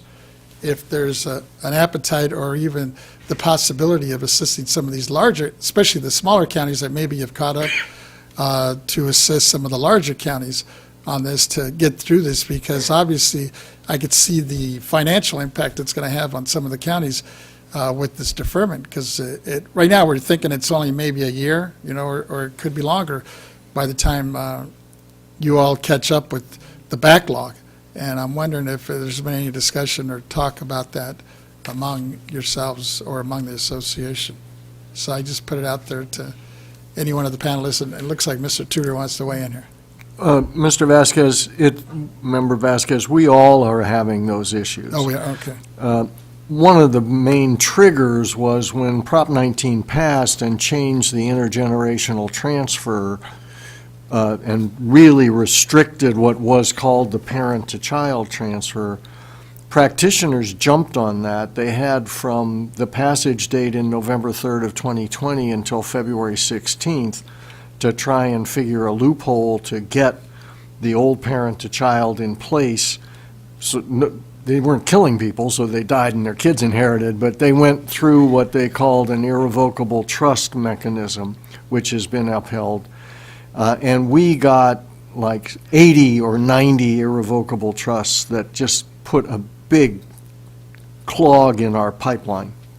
We're still dealing with that. For my first time in the 36 years I've been assessor, we have a backlog of transfers, which were caused because our staff were busy working on these irrevocable trusts and getting them into the system. So all of us are having that. I wish that it usually is the other way, where the large counties reach out to us, the medium-sized and smaller counties, to give us assistance. And of course, Los Angeles, San Diego, Riverside, San Francisco, Fongs County, Alameda have been wonderful in leading the way with their larger staffs and working with this board and with the legislature and keeping us afloat.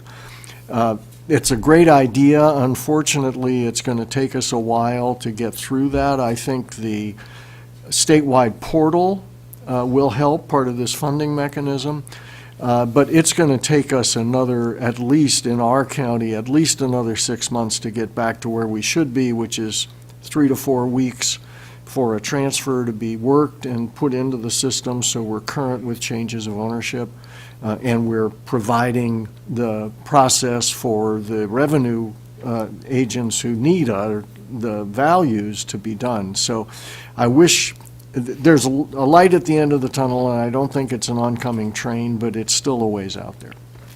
All right, thank you. Oh, go ahead. I was just going to add to that a little bit to say, essentially, we have so many pieces of workload that we're managing. Prop 19 is one of those, but as John was saying, we still have all the rest of our transfers we're doing, and then getting the Prop 19 workload added into that. And from the perspective of a smaller county, we are still experiencing a lot of ongoing issues to address with the Prop 19 because it may be done once that transfer is done and the larger counties or between larger counties. But with some of the smaller counties, it's not just that initial transfer.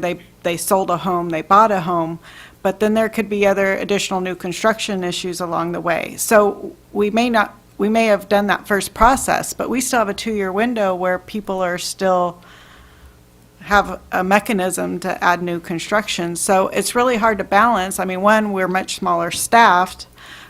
We always want to help our fellow assessors, but it's not just about the one piece of Prop 19. We have so many other elements of our workflow. And if you're already, it could be 4 weeks in Napa County, it could be 4 months, 12 months, 18 months in terms of the transfer workload. So offices are just trying to build in where Prop 19 fits into the workload of what transfers already has for them. And it becomes one more element. So I think we're always going to be open to how we help each other out, but I didn't want you to lose sight of it for our offices is still just one of the things we're doing annually, repetitively, ongoing with our citizens within our counties. Well, no, it's good to hear, and I believe it was Mr. Wong on the other end was mentioning that legislators many times will pass these bills not knowing the implications and the fallout, really, that these things create. And I'm seeing it at least in my county and in talking to folks, some of the assessors up and down the state. And moving forward, especially now listening to your workload, some of us were assuming that the smaller ones weren't having as much of an impact, but it sounds like all the counties are having this impact throughout the state. So I guess moving forward, one of the things we might want to look at, and I know we've talked about it up here, is there seems to be an appetite with some of the legislators, especially those that just recently got elected after this whole reorganization of BOE. And now I think they're understanding the importance of BOE, not only what we do, but what we could be doing to assisting and helping many of the counties after Prop 19, post 19. So we'll definitely tap back into your ideas and thoughts as we look at creating some legislation down the road to hopefully backfill that, if possible. And as the reporting processes continue where we get to that first reporting to CDTFA, we're going to just start seeing the impact of each county's property tax rolls themselves as a result of Prop 19, because the smaller counties are going to have more likely the ability for it to have impacted their tax rolls negatively, where some of the other counties may have had that positive influence. And there's supposed to be a balancing of that in some way, but we don't know what that's going to look like yet. We don't know if there's going to be backfill. We don't know how much it might ultimately affect our budgets, so. Thank you. All right, thank you. Mr. Eppolite. Question for Mr. Tudor. Could you further elaborate on the revocable trust issue, what you meant by that? So that impact? So practitioners figured out, sir, that by creating under the old rules of the parent-to-child exclusion, an irrevocable trust is a change of ownership. And therefore, you can't apply an exclusion to a property unless there's a change of ownership. So they created these irrevocable trusts. This one attorney was charging $6,500 and did like 100 of them, so they may have retired by now. But in any case, they were creating these irrevocable trusts, which passed muster. They weren't a scam. They weren't a step transaction to get in under the February 16th deadline. And that is what caused it. So the irrevocable trust is a change of ownership. it had some unintended consequences. So people would still be in their home even though they'd irrevocably granted it in a trust to their children. They can't have a homeowner's exemption anymore because they don't own the property. The children do in the irrevocable trust. So we had a lot of people lose their homeowner's exemption. Not that that's a big deal, but those are the things. Now, that's a one-time event. That's not going to happen again. But that was something that nobody, I mean, the practitioners foresaw it and were in touch with me, our local practitioners, and we said, yeah, that's legitimate. And, you know, as you know, our job is to be fair, not to raise money. And so if they found a fair and a legal technique to do it, we're there to provide the service once it's done. Did that help, member? Okay. Yeah. Thank you. Anyone, any questions, Mr. Gaines? Yeah, if I could. All right. And again, Assessor Tudor, if I could. And Oh, excuse me, real quick, we've got Assessor Mainville. I just wanted to clarify that what John Tudor was saying is that rush between November 2020 and mid-February 2021 was to transfer property under the old rules of Prop 58.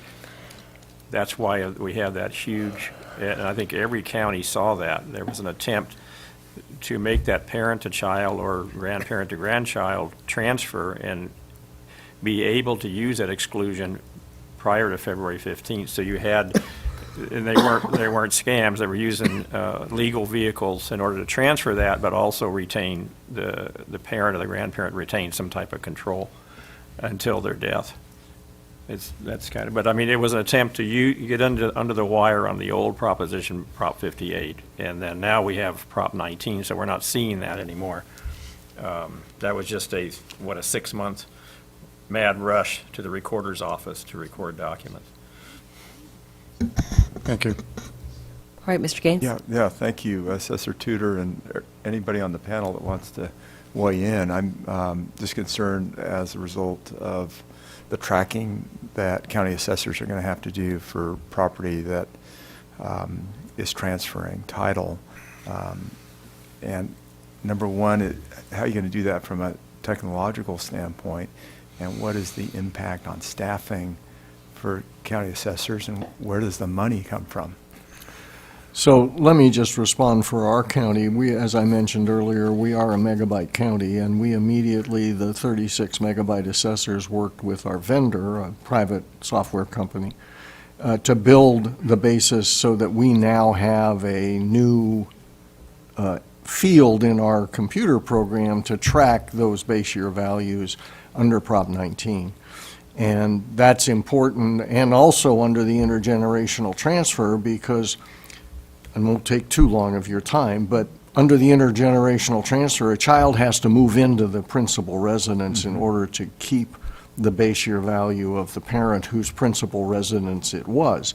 If they ever move out, we have to, even though there's no change of ownership, let's say they move to Texas, which is happening unfortunately a lot, we have to reimpose the base year value plus inflation that would have been imposed if they hadn't moved into the house. So we have to track that number, and Megabyte for us. How do you do that? Well, Megabyte built a program, so now when we have that transfer, even though we keep the base year value of the parent who lived in the house, we put in that factored, the new full market value, which will become the base year value if the child ever moves out. And so that's what did it for us. Now, in terms of staffing. But practically, can I just interject? Because let's say you have someone that moves from California to Texas. How will you know that? Well, that's a big question that came out of Prop 19. There was some talk about an annual affidavit that people would have to file with their assessor saying they still live in the house. We decided that wasn't workable for either the constituents or for us. It's just going to happen. We have the ability to do escape assessments. So if somebody who is living in the house files a change, because they're not selling the house, they're just moving to Texas and turning it into a rental. If they do a change of address, we're going to reimpose that base year value and take their homeowner's exemption away. That's how it would be normally Could be a sibling triggered. moves in. If a sibling moves in, if they were an heir, then that's fine. They'd have to tell us that. Sure. Okay. So in terms of staffing, once we got that program in place for our counties, it hasn't, we're going to have that impact, but it's just like tracking everything else. Okay, That's thank you. That Yes. megabyte program is you're beta testing that, right? Right. Yeah. He's the guinea pig for the 36 megabyte counties. Well, there's several of us. Yeah. So it's still in beta testing. It's not, I'm a megabyte county, Imperial County's megabyte. We don't have it yet. So we're depending on John to find all the problems and so they can be fixed before we have it and use it. Okay, great. So I'm gonna go to your question about staffing, because I remember coming here 4 years ago, and the issue 4 years ago when I first got elected was, how do we hire enough staff? That issue has gotten worse since COVID. We are so short-staffed. I'll give you an example. I have 6 auditor appraiser, and this is just one position in my office, 6 openings for auditor appraisers. We had 10 applicants. 5 met MQs, because the Board of Equalization determines the MQs for a lot of them. Out of the 5 that met the MQs, 4 decided to interview with us. Out of the 4 that interviewed, we hired 2. Out of the 2 that we hired, 1 decided to accept and 1 declined.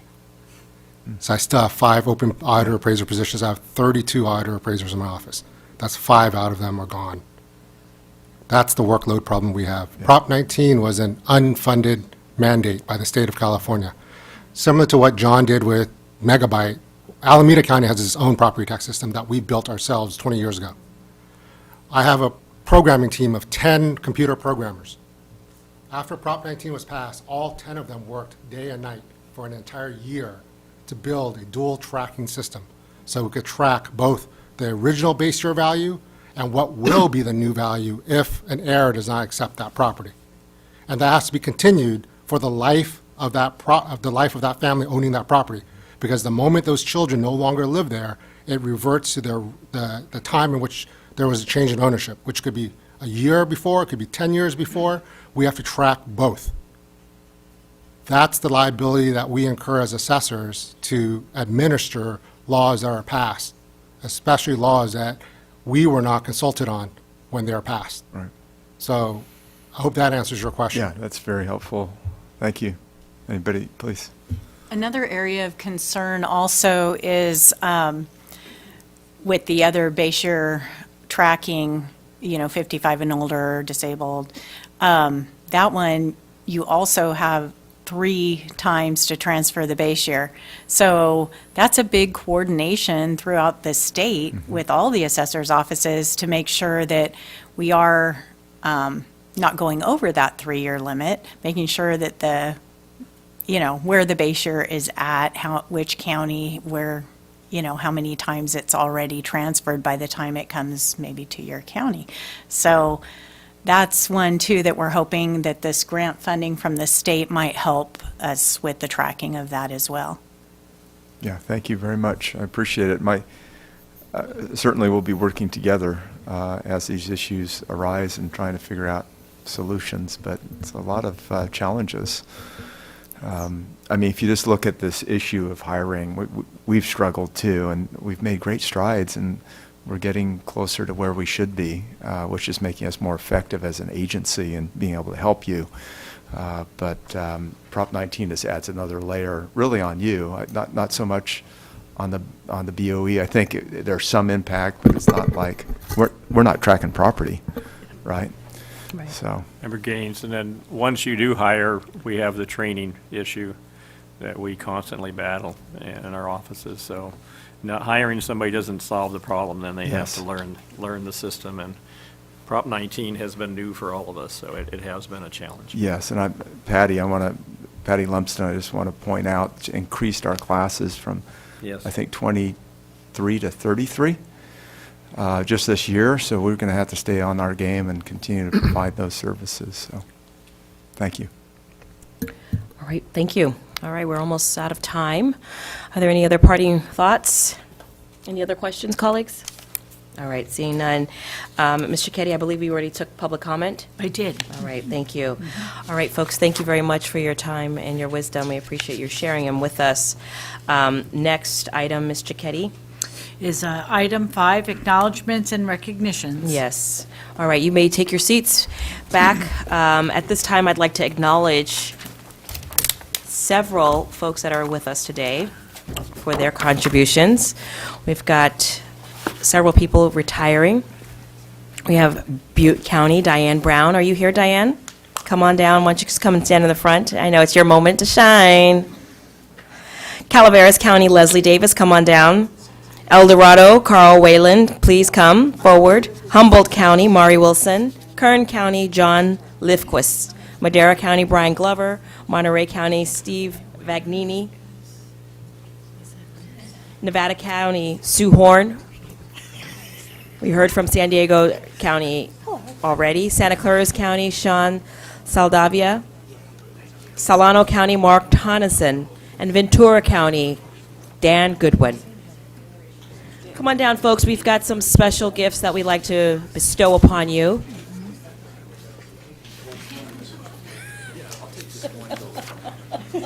I'm with you, Jeff. Thank you. So, ladies and gentlemen, I just want to recognize the outstanding leadership that is standing before us today at the head of this at this meeting. These folks, maybe you guys could turn around and look at your peers. These folks right here are retiring.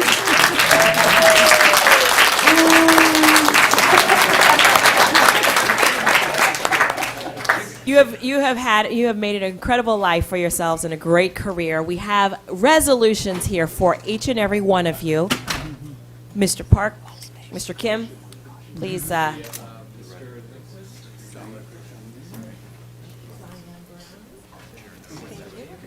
you're going to ask for this back, You're going to get one too?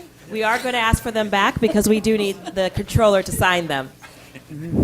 Yes, I want Betty Yee. Yes, you do want Betty Yee's signature on there. Where's Tonneson's? Oh, right over there. Oh, there he is. Wait. Carl Weiland. Yeah, Carl Weiland. Where's Carl Weiland? Still going to retire. We're checking about back. I'm sure we have one for you. Okay, so colleagues, I think what we're going to do, we're going to come down, we're going to take another picture, we're going to meet, and then after that, we're going to break for lunch. So we will take a quick recess to come on down to take a picture. So we need a Yes, come on, let's go carpenter to take a take these pictures apart to get Betty's signature in there? Are you worried about us tripping? That seems like a lot of work.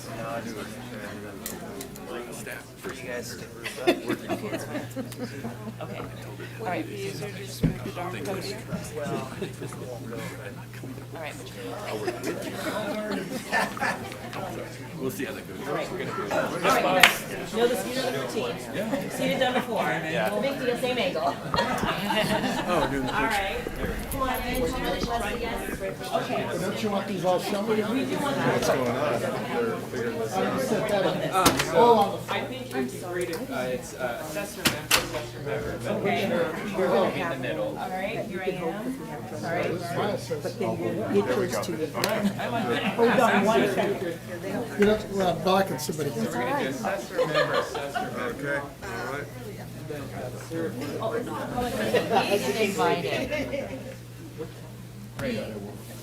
Yes. Okay, here we are. Are you Leslie?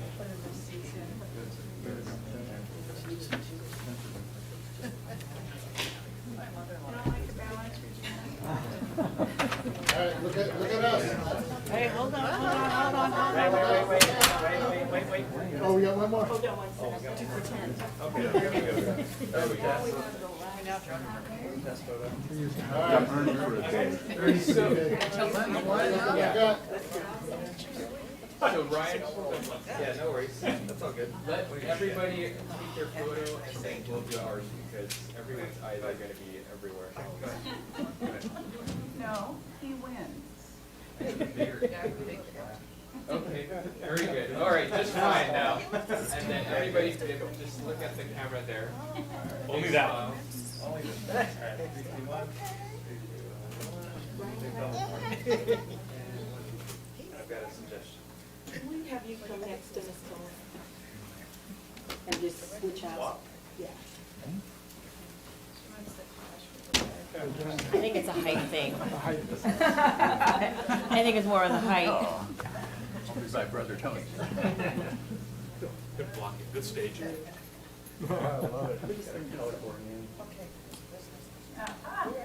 Do I get a blue one when it comes back to me? decide who gets blue and red. Oh, I see alternate.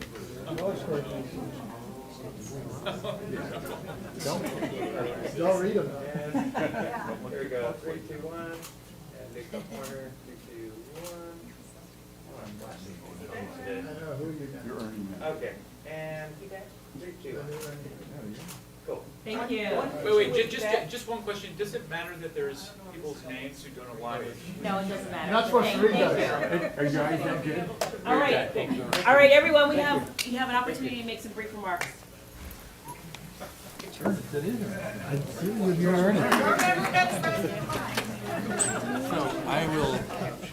going to leave Ernie here. Yes, please, thank you. We're going to collect them all back, actually.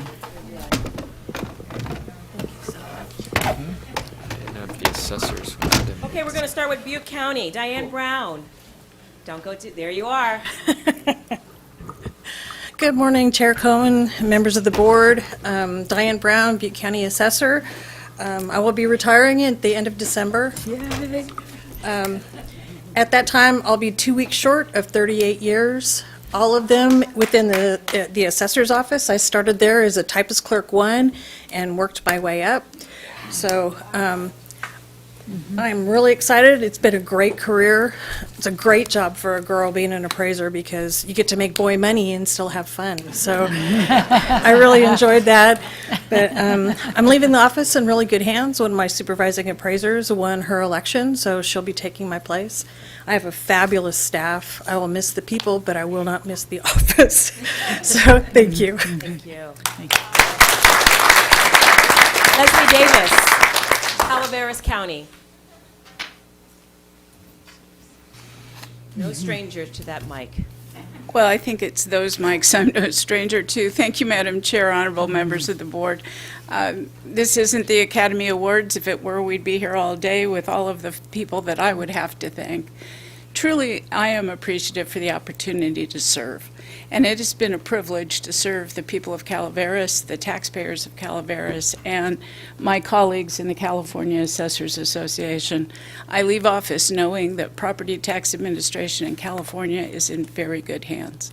Thank you so much for acknowledging our efforts here today. Absolutely, thank you. Carl Whalen from El Dorado County. Thank you, Chair Cohen, members of the board. Earlier today, Leslie Morgan was making a comment, and she said, you don't need to know until you need to know. And I think that sums up property tax administration. I have always felt that property taxes weren't important until they become important in someone's life.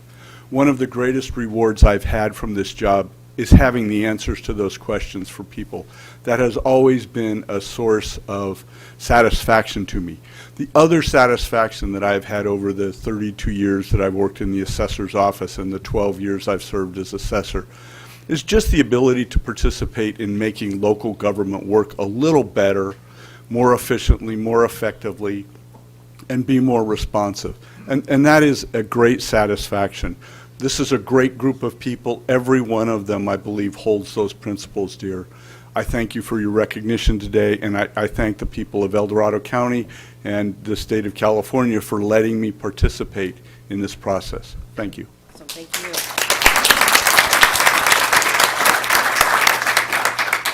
I didn't see Mari Wilson, but I just want to call and acknowledge that she also is retiring from Humboldt County. We've got Kern County, John Lifquist. Good to see you. Madam Chair, members of the board. So I've talked to everybody that will listen. I've already told this is my last week as assessor. Laura Avila, who will be following me, showed me her business card Monday. I told her it seemed a little unseemly to be jumping the gun like that, but I'm grateful for the opportunity to come and meet the board and thank your staff. It's been a great 8 years. I thank the other assessors. I'm glad I was able to hold on to your coattails and plagiarize your work. It's been an honor to represent the taxpayers of Kern, but more than anything, I'm honored to have been a part of this great group. Thank you. All right, thank you.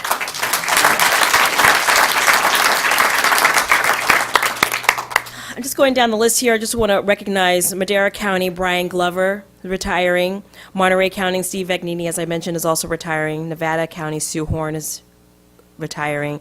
Santa Cruz County, Sean Saldavia is also retiring. And Ventura County, Dan Goodwin is retiring. And last but not least, where? Is he? Oh, yes. Gotcha. Okay, hold on. Also, want to recognize Solano County, Mark Tonneson, who's going to be sharing some remarks. I almost bumped Dan. That was good. Yeah, and then we'll go back to you, Dan. Chair Cohen, board members, thank you for this. This is nice. My colleagues get to look at my bald spot. Something I never planned on having this job, kind of fell into it. Glad I did.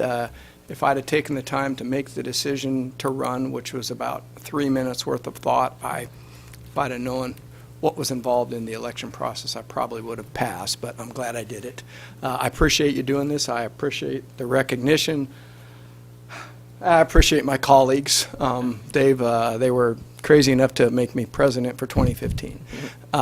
Thank you very much for this. It's been probably one of the best rides of my life. That's good to hear. Thank you. And last but not least, we have Dan Goodwin from Ventura County. Thank you, Madam Chair, honorable members of the board. I did make a couple of notes because I wanted to tell you that I want to thank everyone for your professionalism and friendship. For some of you, it's been 24 years that I've appreciated you. I started with the assessor back in the 70s as an appraiser and then quit in just before Prop 13 was implemented. So I was one of the few people that did appraisals before Prop 13 and how that went. But I don't have time for that story. But in 1999, it was my honor to be introduced to the BOE leadership. And so I had gone from being an appraiser in an assessor's office, private practicing appraiser, well, then a bank appraiser, then private practicing appraiser for 16 years, and then was elected in 98.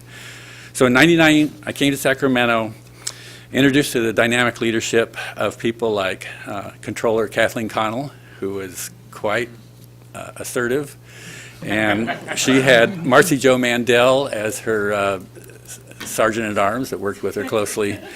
And board members like Dean Andel and Johan Clays, who were not exactly sidekicks, but they were certainly, co-workers on your board.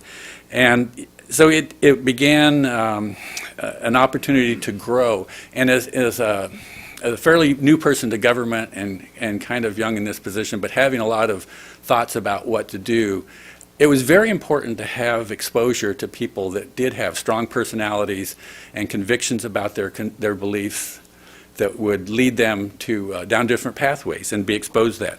And I found the same thing among all the assessors as I began to interact with assessor people, that you had this kind of opportunity to grow. And it's a message that I have really for the assessors that are going to follow in 2023 and the years that follow. Many of the outstanding board members that, at least in my life, John Chung, Betty Yee, George Runner, Fiona Ma, Jerome Horton, Tony, and Melina, Chair, obviously, your support's been so important.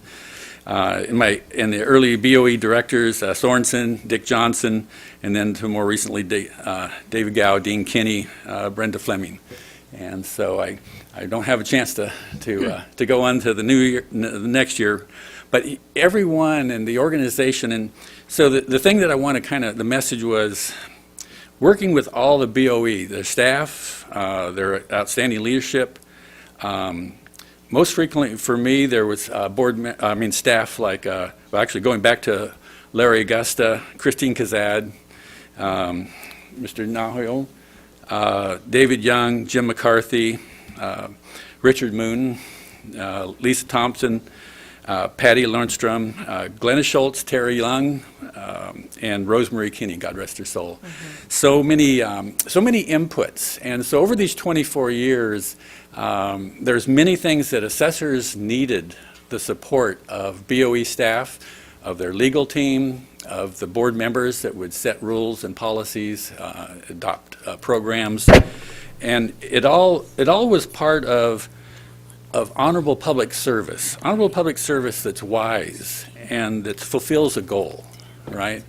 It's part of this healthy partnership that the California assessors have had with the Board of Equalization members. And together, we've all kind of helped keep our eyes on the goal. I'll skip a couple things here. There is a couple things worth mentioning. In 1999, there were some major issues in the assessment area for biopharmaceutical industry. There was huge disagreements how to assess their properties. There were a number of biofarm companies that had 4 years of appeals pending in different counties, in which tens of millions of dollars was probable for refunds. I know in my county, we were the refund check, once everything was settled, was in the multi-millions. Okay, so these were serious decisions, and it was something that required the BOE staff, counties, and industry to get together and provide factors and data to analyze and come up with the right ways to classify equipment, as well as set up standards for lifing studies. There were discounted cash flow debates over in the mineral area. WISPA, the Western States Petroleum Association, in discussions with Petroleum Standards Advisory Committee of Assessors, having our annual meetings every February, typically in Ventura for a long time, about 10 years of this. And it was finally resolved. We worked through it. We finally resolved it with, of all things, the dominance of the Treasury bill, the most consistent market indicator of the safe rate portion of a discount rate, which eliminated a lot of the argument, a lot of the different studies that were being paid for by industry, was this reality that the biggest market for 10-year bonds showed really what was considered the safe rate, which kind of is going on today too, right, seeing as that's changing. Of course, Prop 19's brought in some things. There was some tension, a little bit of panic at first about how to handle it, when to handle it, some concerns about how that all went, but eventually, we figured out panic's not a policy, so we addressed things. We made corrections where it needed to for some role corrections and righted the ship. There also were some important exemption issues. There was exemption issues like the low-income housing issue that developed quite a few years ago, and that was finally resolved with some new legislation. But again, legal opinions from your legal department, working with industry, working with the realities of a problem that had become exposed, which actually was first generated by a private attorney who worked for low-income housing, sending your legal department a letter asking for an opinion, and then that created the revelations that followed. Maybe one more on the exemption. Oh, also I had a presidential library museum that ran into a problem. You're not allowed to have weddings at museums and get an exemption. Well, one assessor had to tell the administrators of this presidential library that they were going to lose their exemption if things didn't change, and so that got help from your legal department. And not to go through the whole story, your board certainly was concerned. Even U.S. senators wrote some letters with a point of view about that. It eventually was solved with the standing in the shoes of the federal government doctrine. That was what was accepted. That was written by some attorneys in Washington, D.C., and it was concluded that the library's administrations stood in the shoes of the federal government as they administered the museum. So all of that is to say, BOE staff, under your leadership, you've got a fantastic team. Just encourage you to continue to work on keeping your eye on the goal for this common success of all of us as participants in property tax administration. It's really what brings a component of honorability for the taxpayers, because we are the ones who decide how much money they're going to have to pay in taxes, and whether they're going to qualify for a deferred reappraisal, or if they're going to have an exemption. All these kinds of things are extremely important to the taxpayers. And so it's so important that we make good decisions, and I'm convinced that better decisions are made by assessors because they have your support. Thank you very much. Thank you. Wonderful. Wonderful. Thank you. Colleagues, do you have any parting words or anything? Yes, of course, Tony Vasquez. I just want to wish you all the best. And many of you, and I've already spoken to some of the retirees, that we're definitely, or I'm looking forward to tapping into some of your resources and your time now that you're going to be retired. So thank you for your service, and wish you nothing but the best. Okay. Marks? Yeah, thank you so much. And for those of you that are joining us for lunch, we're looking forward to that. And then we'll have a breakout session. So thank you. That's right. Mr. Schaefer?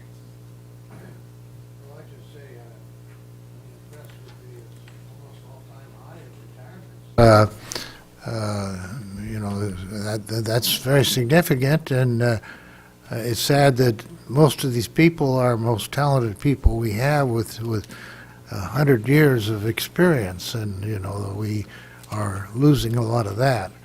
I just hope that the retirement season that the assessors are seeing that has no reflection on the board of directors. We're up here. We're not doing any retiring other than Ms. Cohen.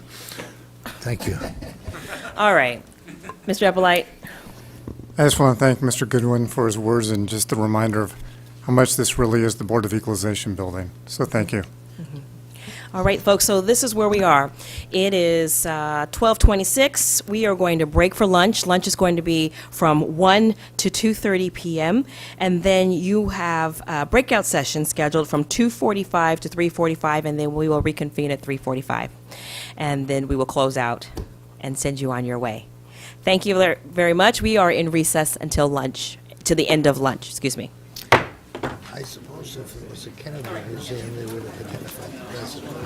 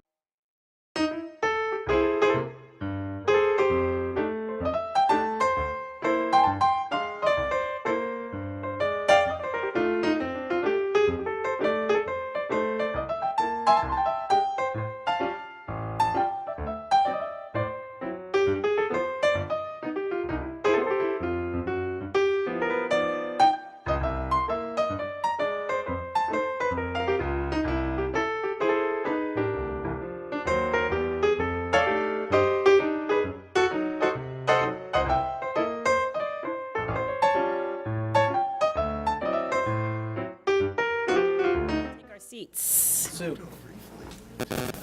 Let's take our seats. Please, gentlemen, take your seat. Mr. Schaefer.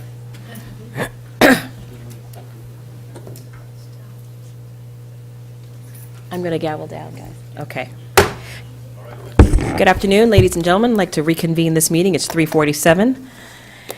Ms. Cicchetti. Good afternoon, everyone. Hey. The last item on the agenda today is closing remarks and adjournment. We have some speakers today. I just wanted to make sure everyone was in the audience. I apologize. Honorable Malia Cohn, Chair, State Board of Equalization. Honorable Leslie Morgan, President, CAA, and Shasta County Assessor Recorder, and Ms. Yvette Stowers, our Executive Director. Thank you. My remarks are very simple and very brief. I just want to take a moment to express my gratitude to everyone that traveled to come to be a part of this board meeting, to be a part of this convening. I don't know about you, but my breakout session was very helpful and cathartic, if you will. Being able to come together in person was very nice. We had a wonderful lunch. We will report out individually next month on the next board meeting about what was discussed, and just want the record to reflect that my colleague, Mr. Vasquez, had to leave to catch a flight. I'm not sure, Mr. Eppolite, he had another appointment later on for this afternoon. So, Ms. Morgan, I'll turn it over to you. Yes, I would just say that these relationships between us and the board, though the one positive out of the changes that happened is this became more of a one-on-one relationship, and it's been good over the years. We appreciate you. We appreciate the opportunity to come and have the annual meeting. We appreciate when you attend the conferences that are coming up, so hopefully we'll see you next month in November at Fairfield. And just want to say thank you, and thank you to the board staff, because that's really the heart of what you guys do, just like our staff is the heart of what we do. So thank you so much. Thank you for that. Ms. Stowers, any party remarks?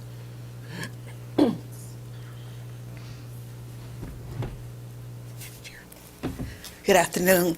Thank you. Great meeting today. Great topics, great discussion. Looking forward to the report out next month, and looking forward to working with the assessors and the board members and having a common resolution to some of the issues. All right. I like that, common resolution to some of the issues. Yes. Colleagues, I don't know if there's anything that you'd like to say, any parting remarks before we close out today?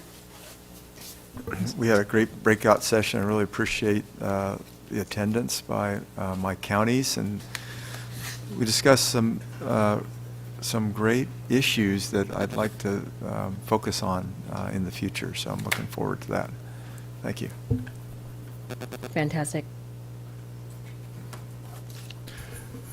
Well, it was very important for me to meet my new assessor in San Bernardino County, who's been with us for 32 years in the business, and all of a sudden became assessor on the death of his great predecessor. I enjoyed very much the breakout session, getting to visit with our Orange County assessor by remote, and finding out how we can all better serve the public. I think this is a very important part of our work each year, and I want to commend all the assessors who took time to be with us today. Thank you. All right, thank you very much, Mr. Schaefer. And I just would like to, before we adjourn, just recognize the people that have dedicated their professional life, their career, to this body of work. We are very grateful. To those that we have lost, we are also grateful and will honor your memory. And with that, we are closed. The meeting is 3:51 p.m. Thank you. We'll see you next Thursday, November 17th, and Friday, November 18th.